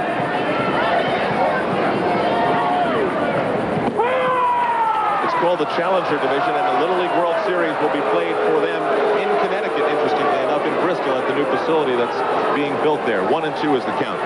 This is going to be our newest and probably the finest leadership training center we have, and it's going to be equipped so that handicapped children can play. Quick ground ball, second base, 1 out. Stan Brown is down in the bottom of the 4th. This is a 6-inning game, remember.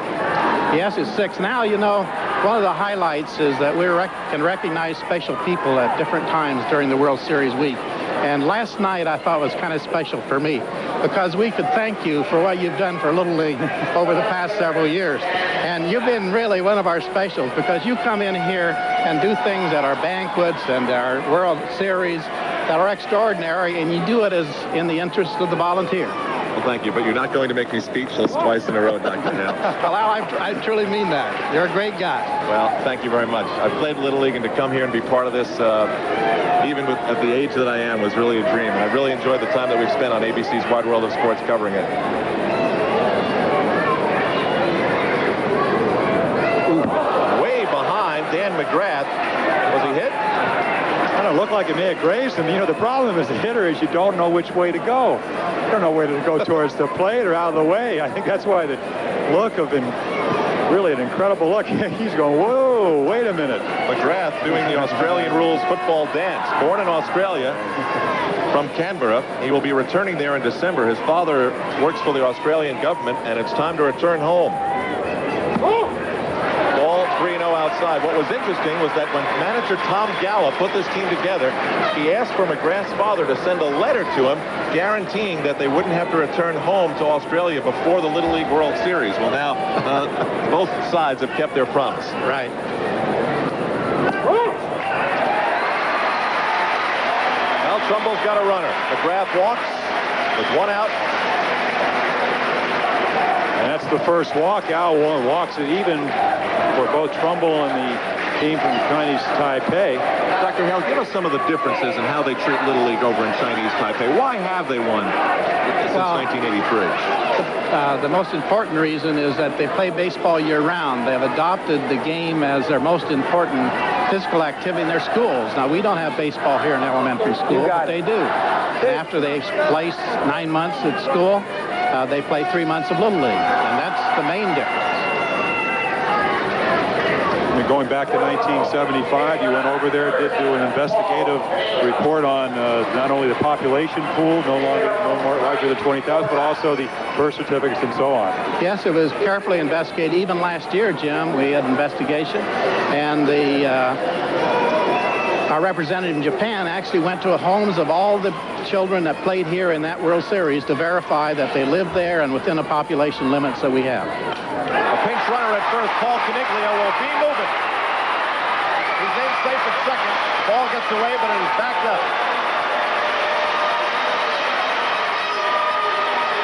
Dave Gallo with a single, and Paul Coniglio running for Dan McGrath is on at second. And the Trumbull supporters are up again, and the yellow wave is got a lot of activity. We may see a pitching change. As I said, the pitcher that pitched the first game here, he can't pitch on consecutive days or consecutive games. He could come back and pitch. The big advantage for Trumbull is that Andy Paul, who pitched their semifinal game, cannot come back and pitch today. He has thrown 54 pitches. That's a lot. But he has just given up his first walk and allowed another hit, the fourth of the game. And Trumbull, Connecticut has runners on first and second with one away. Well, this is a very similar experience that happened to Tom Galla in the semifinals. His pitcher giving up 3 hits, all home runs. He went out and said, of course, we can't understand what manager Wu said, but he said, relax. Also, just get the ball down, make some good pitches. He came back and they won 6-3. Cody Lee, the catcher, his second at bat. His first one was a big one.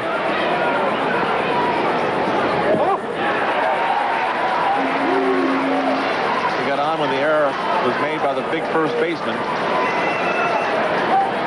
and later scored.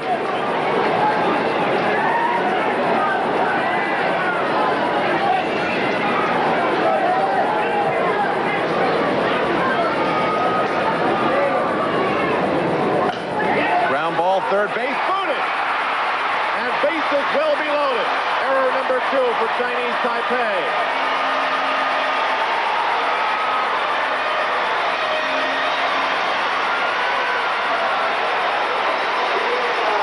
Trumbull, Connecticut knew that it would take some rare circumstances for them to win.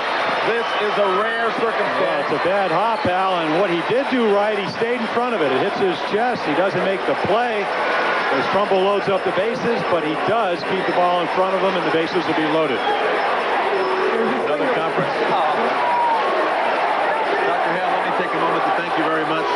You're doing a marvelous job, and it's one of the reasons that I enjoy, and Jim enjoys, and we all enjoy coming back every year. Well, both of you have done a wonderful job for us, and I want to thank ABC, A Wide World of Sports, for 24 years of continual telecast, which have thrilled the country and actually the Far East as well, because you're being on Telstar to Taiwan. Great. Thank you, Dr. Hale. Yeah. Dr. Creighton Hale, the Chief Executive Officer of Little League Baseball, the man who's responsible for the chest protector and the batting helmet, and now the Challenger Series and drug and alcohol programs for Little League Baseball. I believe, Al, we may have a pinch hitter for Jason Hairston. Usually we're the last to know up here about any substitution.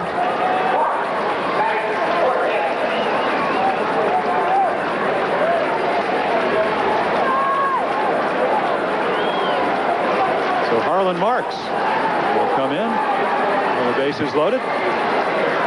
Look for anything, Al. It's squeeze, 2-1 lead. They can, only one out. They can do a lot of things. A short little chopper. The throw comes home, and they'll be 2 away. It had the effect of a squeeze. Well, except the only difference is that on a squeeze, a runner would have been coming, would have made the play a lot closer. But Lee Chen-Chi, the pitcher, did it exactly the way you're supposed to. He gets to the ball and knows he has time. He doesn't rush it. He's already anticipated, hey, if the ball's hit back to me, what am I going to do? He just shovels it underhand. And Sue, the catcher, looks to see if he's got a double play. He does it, so there's 2 down. And of course, in Little League, you cannot break for the next base, in that particular instance, home plate, until the ball has crossed. Su Ming Chie, you saw him taking some warm-up tosses at third, has taken over third base. Right.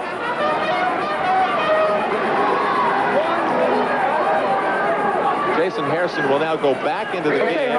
Harlan Marks came out. Fielder's choice. He stays at first, but now Jason Hairston will go back into that batting order position and back into third base. It's like having the DH in a way. Put your best defensive player back out there. At least Hairston has played outstandingly. That brings up today's pitcher. Who's hit the ball hard twice. Lined out to shortstop, then singled to center. Well, that's the amazing thing in all the finals I've had a chance to do.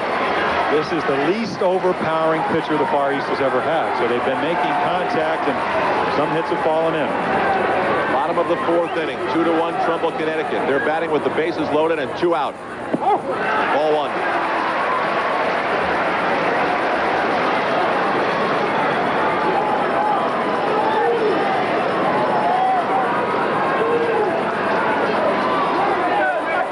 John and Marcia Drury, his parents, they've made the 6-hour drive from Trumbull to here. Fouled off 1-1.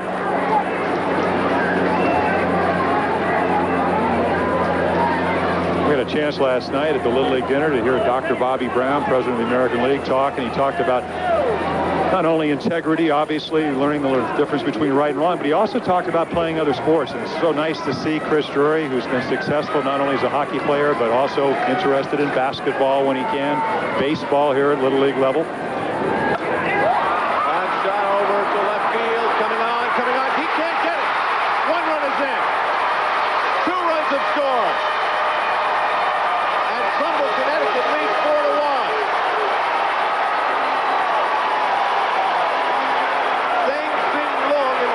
Just could not get there.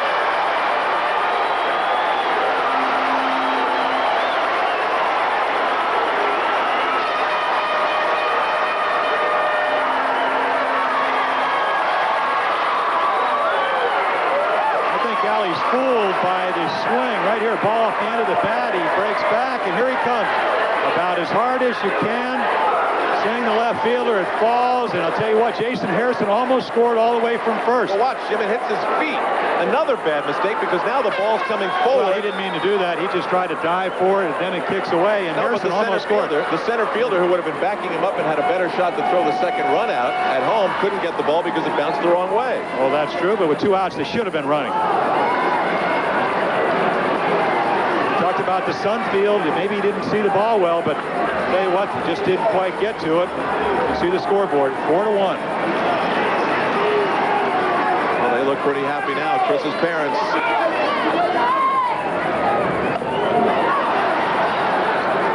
And that will end the inning. But Trumbull, Connecticut gets 2 runs for the 2nd inning in a row. They move to the top of the 5th inning. But they have a startling lead at 4-1. Well, John and Marcia Drury, the parents of Chris Drury, the Trumbull, Connecticut pitcher, have been on the edge of their seats all game long. John, this has got to be a tough experience. It sure is. We got 6 more outs. We're waiting. What does a mother go through at a time like this? Very nervous. Well, at the risk of putting the kiss of death on you, hang in there. Keep your fingers crossed. Good luck. Do it. Thank you. All right, Mike, there's their son. Chris Drury's on the mound. He's been tough so far. Very tough. Echoes what the coaching staff said. He said, you know, these kids have been calm all week. We're the ones that's been nervous. Yep. We're moving to the top of the 5th inning with the score 4-1 favoring Trumbull, Connecticut. 4 runs on 5 hit and 1 error. 1 run, 2 hits, and 2 errors for Chinese Taipei. Marlon Marks pinch hit for number 1. Which was what number? 15 hit for number 1. 15 for number 1. 1 hit for number 1. Then he could come back in. Then he You can re-enter once. re-enter one. OK. 他是干15号带那个他打过一次，但是他们可以重新回去一次。What we looking at? There's the interpreter for the Chinese Taipei team explaining some roster moves that were made by Tom Gallo, the manager of Trumbull, Connecticut. Basically, Jason Hairston was pinch hit for, and so was the left fielder Dan McGrath. McGrath had gotten on, was replaced with a pinch runner. Now he's back in left field. He can re-enter the game according to league rules. Third baseman Jason Hairston never came to bat. He was pinch hit for by Harlan Marks, and now he is allowed to re-enter the game because he was a starting player as well. But they both have to go back in the same spot in the batting order. 6 outs away, Trumbull, Connecticut. You heard the Drury family. They're counting outs already. Jing Quan Long, the center fielder, grounded out 1-3 his first time at bat. He's hitting 167 in the World Series. Again, what they did often in the semifinals, you square around a bunt and then swing. Every time he takes the ball. It's interesting, we look at this offense, the home run, the big guys swing for the fences, the little guys just try to do what they just did there, make contact, squaring around again, bringing the defense in and hit it by him. Fly ball. Gala can't get at the second baseman and drops in for a single to begin the top of the 5th. And that's what that squaring around is. An infielder, you come in because you anticipate the bunt, and then you have trouble going out. As you look at Dave Gala, who's played very well defensively, just trying to catch a ball just out of reach. Jing Quan Long with a single. That's the 3rd hit for Chinese Taipei. Trumbull, Connecticut has 5. Second baseman Dave Gala just could not get there. One thing to remember, the only pitcher they can go to, Al, is their center fielder, Matt Bastura, who made a great throw in the semifinal game, but has only pitched a little over 3 innings in the whole tournament. They basically got here on the arms of Andy Paul and also Chris Drury. You're right here. What he's trying to do is bring the infield in, and then he just tries to make contact. And this is a pop-up if the infield's back at normal depth. We have a pinch hitter coming in for Chinese Taipei, Lai Chi-Yao. Number 16 is coming up, taking the place of Wang Qingqi, the right fielder. And he's been up 1 time, Alan, and he is 1 for 1. So trying to get some offense going. They've only got 3 hits today. Chris Drury is improving on his earned run average after almost 41 innings at under 2.5. 2.45 coming in, and so having given up 1 now, you can think that it's at least going to keep that value or drop a little bit lower if things stay the same. So he's having a heck of a game on the mound right now, including being involved in some important hitting situations for Trumbull. Ground ball through the hole, base hit. Off the glove of Dan Brown, runners at first and second with nobody out. You know the Far East is not going to quit. They're probably finding themselves in a situation. You talked about the fact they only gave up 1 run. And the regional, as Tom Gala comes out to talk to Chris Drury. No, because the next kid's better. We got to get this kid out. We got him out. You got him out twice with that junk, okay? You know, don't think that you can't throw a fastball way up in his eyes either. But if you throw it, make sure it's up there and make sure you're up there getting it, okay? You got to work him smart, okay? Come on, guys. It's a classic situation. Don't walk him, but don't give him anything good to hit. You know, so you've heard that before, have you? Yes. But really, it's a lot of good advice, you know, and as he said the other day, you got to want to relax. And right here, that's second base, because that is the tying run. Fly ball and a high one. Chris Kelly makes the catch. Runner tags. Safe at third. Runner at first held, so it's first and third with one away. I think Chris Drury's father said it best. He said 6 more outs. They have one, and at this point, what you try to do with a 3-run lead is start counting your outs. You'll give up the run at third. You want to keep the double play in order. You don't want to try to make the risky play.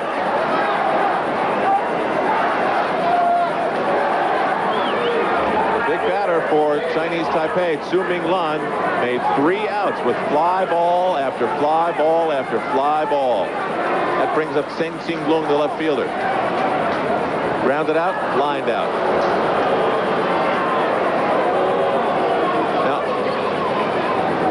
I don't know what happened there, Al. I tell you, it looked like, I mean, you know they're not intentionally walking somebody to get the, but it looked like he was trying to change baseballs.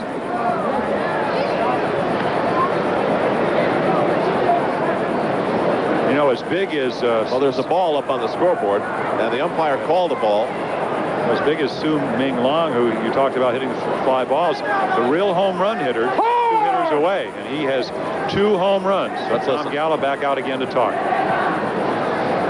All you do is you just stand like 6 inches to the side of where you normally stand, okay? And he'll just throw it out to you. As soon as he releases the ball, you go get it.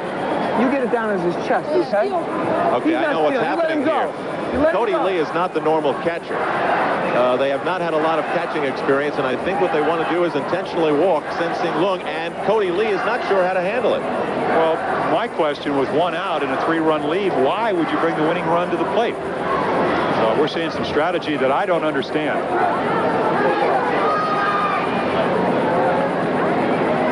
Runners are at third and at first, with 1 man out in the top of the 5th inning. The score is 4-1, Trumbull, Connecticut. Ball 2. So what they're doing is walking somebody that's made 2 outs to get to a guy to double in the first, and the guy on deck has hit 2 home runs with a base hit today. So we'll see what this strategy is all about. Maybe you set up the force, but you know, in Little League, you don't turn that many double plays, even though we've seen a few. So maybe this is how Tom Gallo has gotten this far. You're up. You're on 4. Turn 2. So what he's doing is, he said, turn 2 is trying to go for the double play. Jason Hairston, the third baseman, will play in, trying to get the force at home. Bases loaded.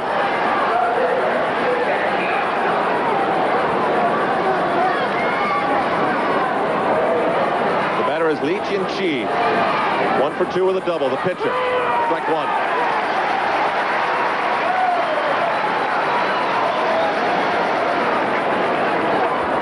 Tom Gallo electing to walk the bases loaded. You heard him say, let's turn 2. That's a gamble. Oh. 4 runs, 5 hits, 1 error for Trumbull, Connecticut. 1 run, 4 hits, 2 errors for Chinese Taipei.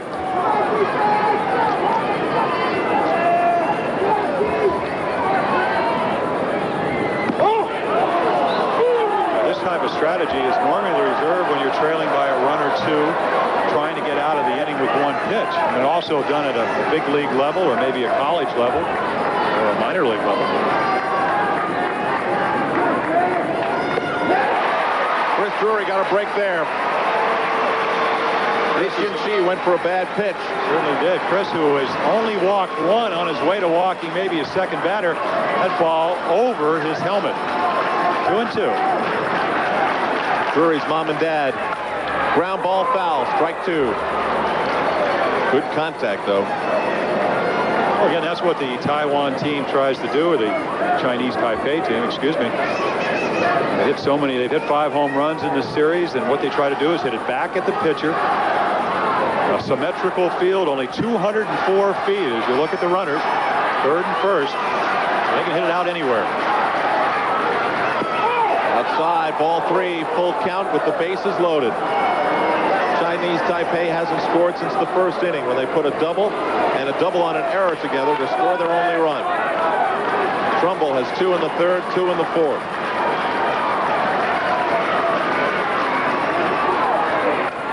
Fly ball left field and deep. McGrath going back. It's off the wall. 1 run is in. And Allen home on the second run. What a throw from left field. Cody Lee is hurt.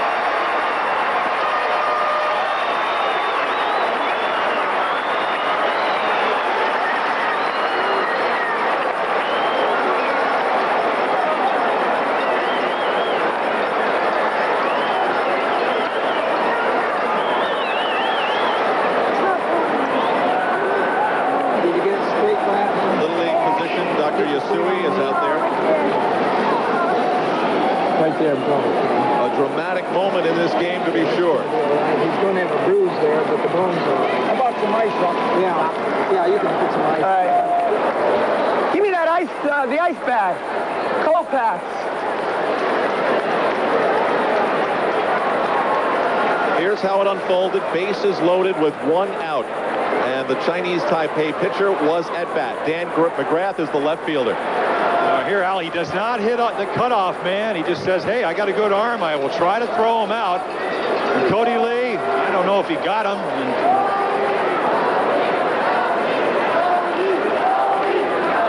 And right there, you see the aftermath of the bruise. The doctor said, it's not broken, it's just bruised. Let's get the ice. Another angle. Like he got to the plate before he tagged him, but probably most likely in a daze. He thinks this is the 3rd out. And he will eventually just flip the ball on the ground back to the pitcher. Let's go to the dugout. Right there, he realizes he's bruised, throws it back. And with 2 down, maybe runners could advance. Now he realizes he's got a bruise and he threw the ball away. Well, Cody is still down, and it looks as though he's going to have a little bit of a bandage put on him. You don't even say anything. I'll say nothing. Well, when the dust cleared, there are runners still at second and third with now 2 away. The score is 4-2. Ideally, what you try to do is hit the cutoff man, maybe have him make a relay and keep the tying run at first base. It didn't work out that way, but they did get the out. A cutoff man here and the run scores, right? Exactly. Oh, it definitely, but again, it would only have been the 3rd run. You're more worried about the other 2, but great throw. We said it's about 204 feet. You can see the on-deck hitter saying safe. Look at the emotion of the on-deck batter. But Chris Drury, again in control of his emotions, picks up the ball and saves a possible scoring situation. Well, it looks as though Cody Lee, having gotten a very brief dosage of ice and a bandage, will stay in the game. Runners at third and second. 2 outs, top of the 5th. And 1 run is in. And it brings up Ye Chen Lung, and here's a guy that today he's got a base hit. He also has hit 2 home runs. 2 for 3 coming in today. 2 runs scored, 3 RBIs, and again those 2 home runs. So I would imagine if you walk the bases loaded with a 3-run lead, you'll walk this man right here. Saturday, it's a day of great golf on ABC Sports. First, the Golden Bear talks with the winners of this year's 4 majors in an hour of candid conversation. Jack Nicklaus, the Major Championships in Review, presented by Thrifty Car Rentals. Then see 3rd round coverage of the Greater Milwaukee Open live, except on the West Coast. That's all next Saturday right here on ABC Sports. Al Troutwig, Jim Palmer, Mike Adamle, and Tom Gallo's going to load him up again.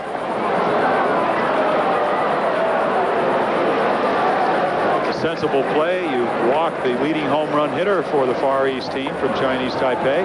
Also set up a force play at any of the bases, and with 2 down, go-ahead runs already at second base. You have nothing to lose. The only thing you really do is you put a little more pressure on the pitcher. If he gets behind the hitter, you know he's got a 2-run lead. He may feel he has to come into the batter. Really a marvelous game, Al. As we said, one of the few times in recent years where there's even been a contest. Far East is dominating the American teams. So they're loaded again for Chris Drury and Trumbull, Connecticut. 10 miles north of Bridgeport in the Nutmeg State.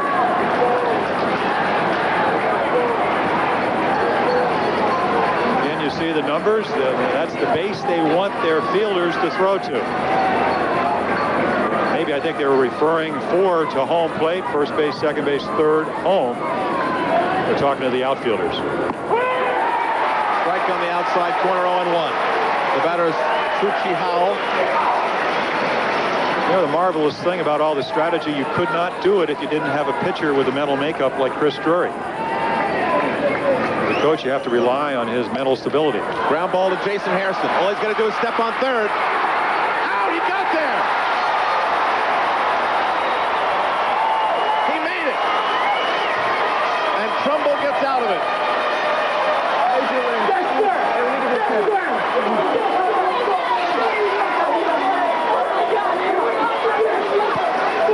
We will return after this message and a word from our ABC stations. Chris, Connecticut leading Chinese Taipei by 2. Back live in Williamsport, Pennsylvania. This is 1989. But in 1982, Kirkland, Washington had its greatest day. Jim McKay and Steve Stone. I think they're one curveball away from a world championship. That's it, it's all over. The biggest upset in the history of Little League, Kirkland, Washington, defeating the boys from Taiwan. And the boys from Kirkland played together until last summer, and then they ran out of organized baseball and had to go their separate ways, but they stayed together for a long time. This is how the last inning ended.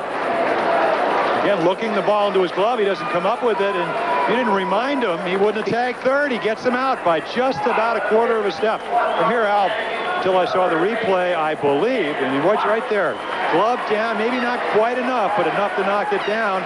Presence of mind to just go over and tag the bag just before the Far East runner gets in there.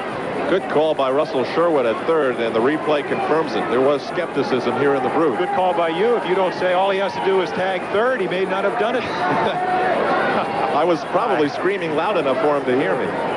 Ken Martin, the first baseman, leads things off here in the bottom of the 5th inning. Martin had a single to right in his second time at bat that scored 2. In right field, a substitution for Chinese Taipei, Lai-Chi Hao. Long drive, left field. Goodbye.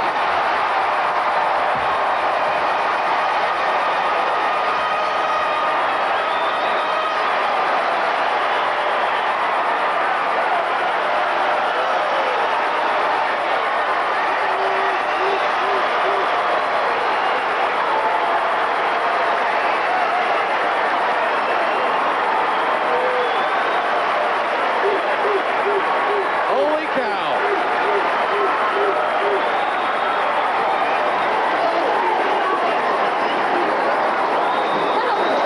All right, put that ice back on, Jay.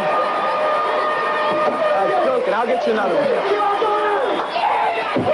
Third RBI in the game for the big first baseman, Ken Martin. 5'10", 140 pounds. He's got the size that some of the Chinese Taipei players have had in past years. Well, hitting at their best, he singled between first and second on a 3-2 pitch, and then I don't know if he was looking for a breaking ball, but he got a slow curveball as we see a new pitcher come in for the Far East. Now, this is adjustment.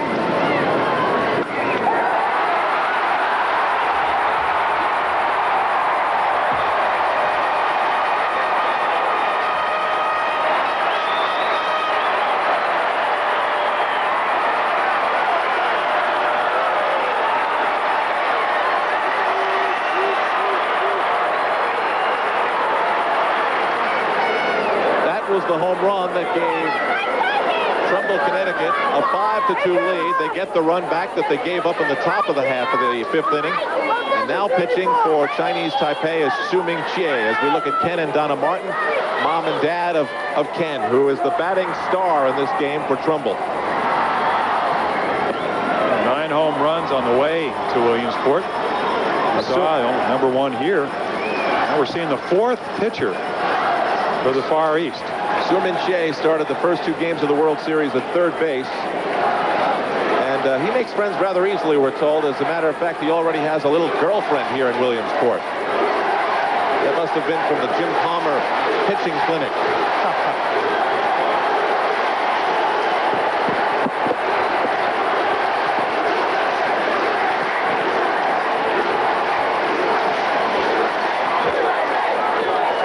Following the heroics of Cody Webster and Kirkland Washington, Marietta, Georgia, and the East Marietta Little League came back and did it again in 1983. But there's been a drought ever since.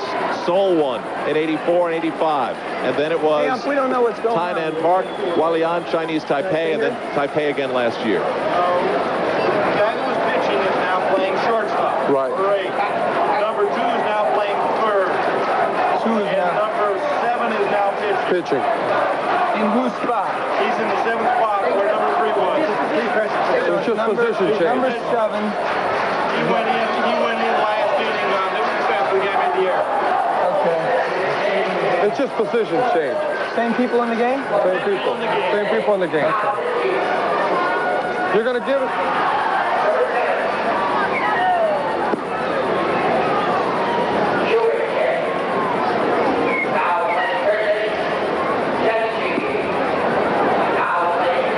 The changes have been recorded, and I think Tom Gallo's got it down now.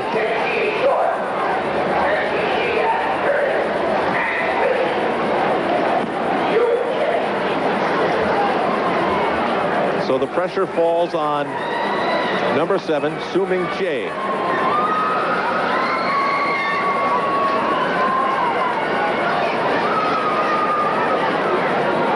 The batter will be Chris Kelly, who replaced Andy Paul in right field. First at bat in the Little League World Series. And he comes up in a situation that maybe in his dreams he envisioned, but then that's what we've been saying on ABC's Wide World of Sports since 1963. This is really an event where dreams come true.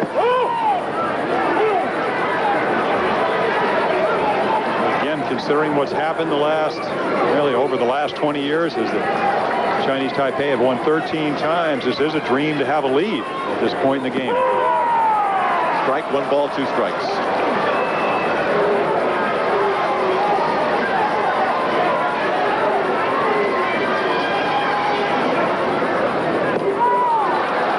And Chris Kelly goes down swinging, 1 away in the bottom of the 5th. That's 1 away. Quiet moments for the manager of the Chinese Taipei team. The manager will take a big gamble. He put his star in the semifinal game against Maracaibo, Venezuela. They won 13-0. And today, Su-Ming Lan has been playing first base. He's 0 for 3, but here's a kid that threw 73 miles per hour. So they gambled, and so far they've lost. Dan Brown, the batter, 1 ball, 1 strike. He's a sportsman of wide variety: golf, tennis, basketball, and football. Inside, ball 2. Called a strike. Check that. 1 ball, 2 strikes. Mario, former pitcher behind the plate with a big strike zone. Did he go? No. Again, look at those shadows. Going to be with a 3-run lead. Very tough for the Far East to pick up the ball as well as they did early. This is why right here you see the check swing, and he did check it.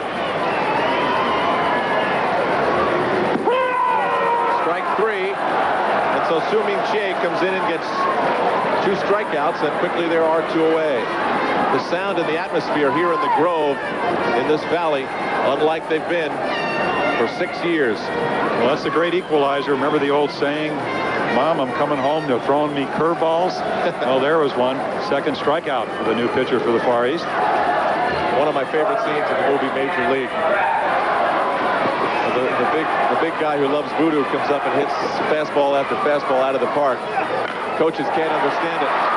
And a fly ball to left ends the inning. And then they throw some curveballs. He cannot touch it. So we move to the 6th and final inning. Time now for ABC's Wide World of Sports Athlete of the Week. Is there any question who it is? It's Nolan Ryan of the Texas Rangers. We'll continue in a moment. We return you live to Williamsport, Pennsylvania, where in dramatic fashion and on an almost startling way, Trumbull, Connecticut leads the heavily favored Chinese Taipei team by a score of 5-2. I'm Al Troutwig along with Jim Palmer and Mike Adamle. They are 3 outs away from victory as we move to the top of the 6th inning. This is the year that Little League Baseball celebrates its 50th anniversary with the Little League World Series that has drawn its largest crowd in years. 40,000 people have climbed the hillsides, and I imagine right now that the streets of Trumbull are quiet. Tom Gallo telling his third baseman Harrison to come in, make him swing the bat. Chris Drury on the first pitch to Chang-Chi Yi lets it go back.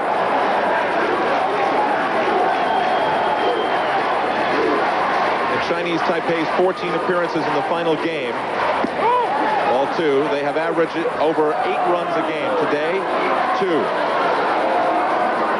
Success formula for Chris Drury has been throw the ball over. Only 1 unintentional walk. It's 2 that go to the backstop. And now he's 3-0. Chang is hit it 0 for 7. An incredible story, really. An insurance salesman and a roofing contractor get together, having coached separate teams all summer long, select the best players they can, and move on. Strike 1. At one point in the state tournament, they lost a game to Park City American from Bridgeport, Connecticut, 2-0. They came back and won in the double elimination 7-0.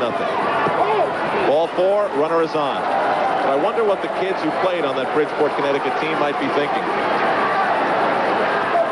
The throw will go to second base, number 2.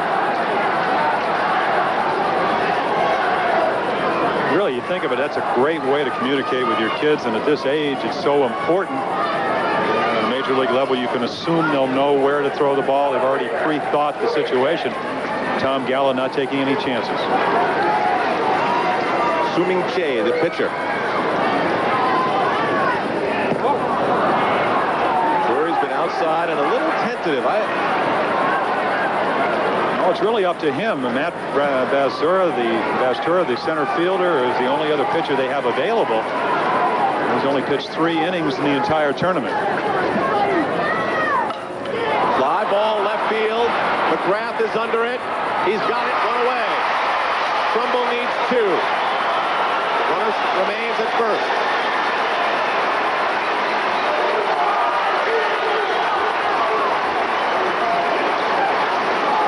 Great defensive game Trumbull, Connecticut's played. They've made only 1 error. That's on a very questionable ball off of Danny McGrath's glove in the first inning. But Drury's 1 strikeout, 1 unintentional walk. He's made him hit the ball, and they've caught it.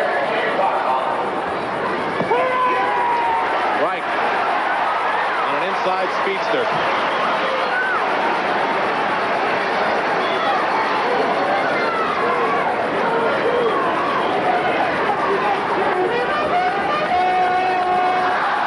Runs, 6 hits, 1 error. 2, 5, and 2 for Chinese Taipei. Ground ball, foul. 2 strikes.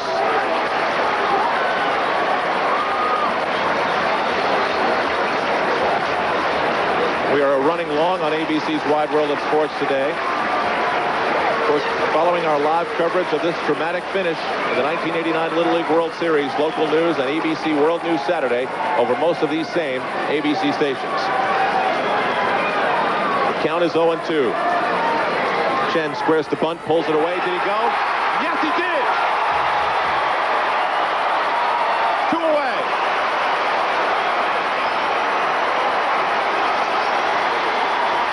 Only the second strikeout, and on a ball that's his fastball, it just kind of sails away and tries to check his swing.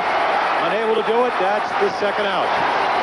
So Chris Drury, who has already won a hockey championship this year, is 1 out away, trying to follow in the footsteps of Danny Yaccarino, who for Staten Island pitched a no-hitter in 1964, which led to a ticker tape parade in Manhattan and New York City, and of Cody Webster, who batted and starred in his pitching performance in 1982. 1 more out.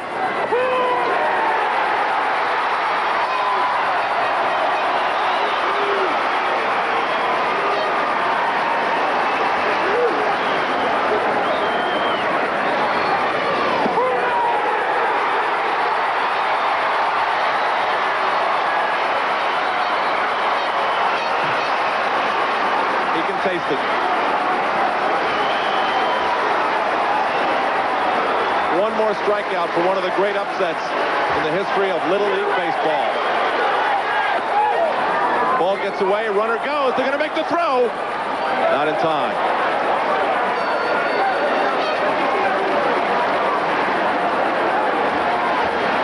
Cody Lee, with 6th inning confidence, decided to give it a shot at second. 1 ball, 2 strikes, 2 out.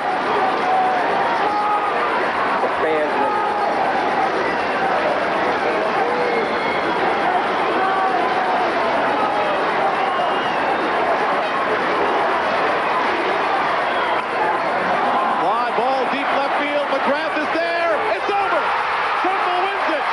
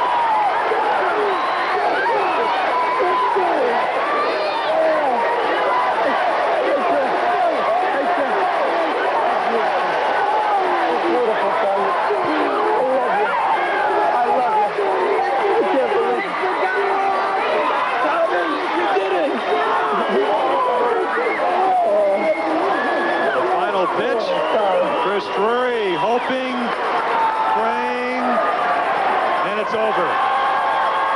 What an outstanding game for the 12-year-old. The parents.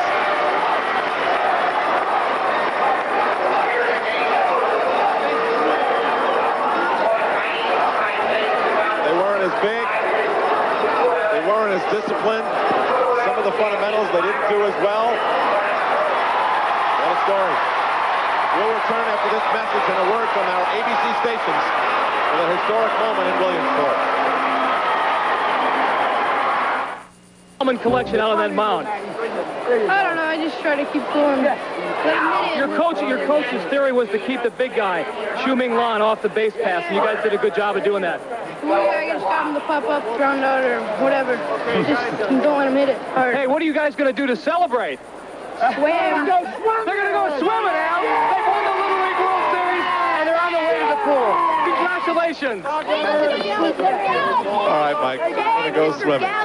First time the East team has made it to the championship game since '75. The East won then, the East won today. History has repeated. Little League baseball is supposed to teach you many things. How to play within a team, how to take instructions, how to lose, and in some instances, how to win. Such was the lesson learned today by Trumbull, Connecticut, pulling off one of the great upsets in the history of Little League. As Jim McKay said in 1982, it was as amazing then for Kirkland, Washington, as it is for Trumbull, Connecticut in 1989. The drought is over. The Far East has been beaten. Tomorrow on ABC Sports, see America's best amateur golfers tee it up to decide our national champion. Same-day coverage of the 1989 U.S. Amateur from the Marion Golf Club in Ardmore, Pennsylvania begins at 4:30 Eastern, 3:30 Central and Pacific. Now stay tuned for your local news and World News Saturday over most of these ABC stations. With Mike Adamle and Jim Palmer, I'm Al Troutwig. Goodbye for now.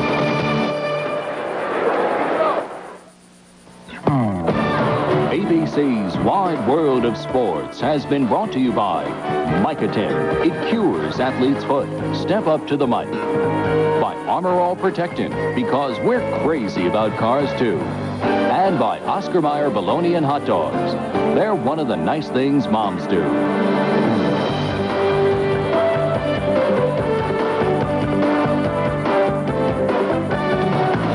This has been a presentation of ABC Sports, recognized around the world as the leader in sports television.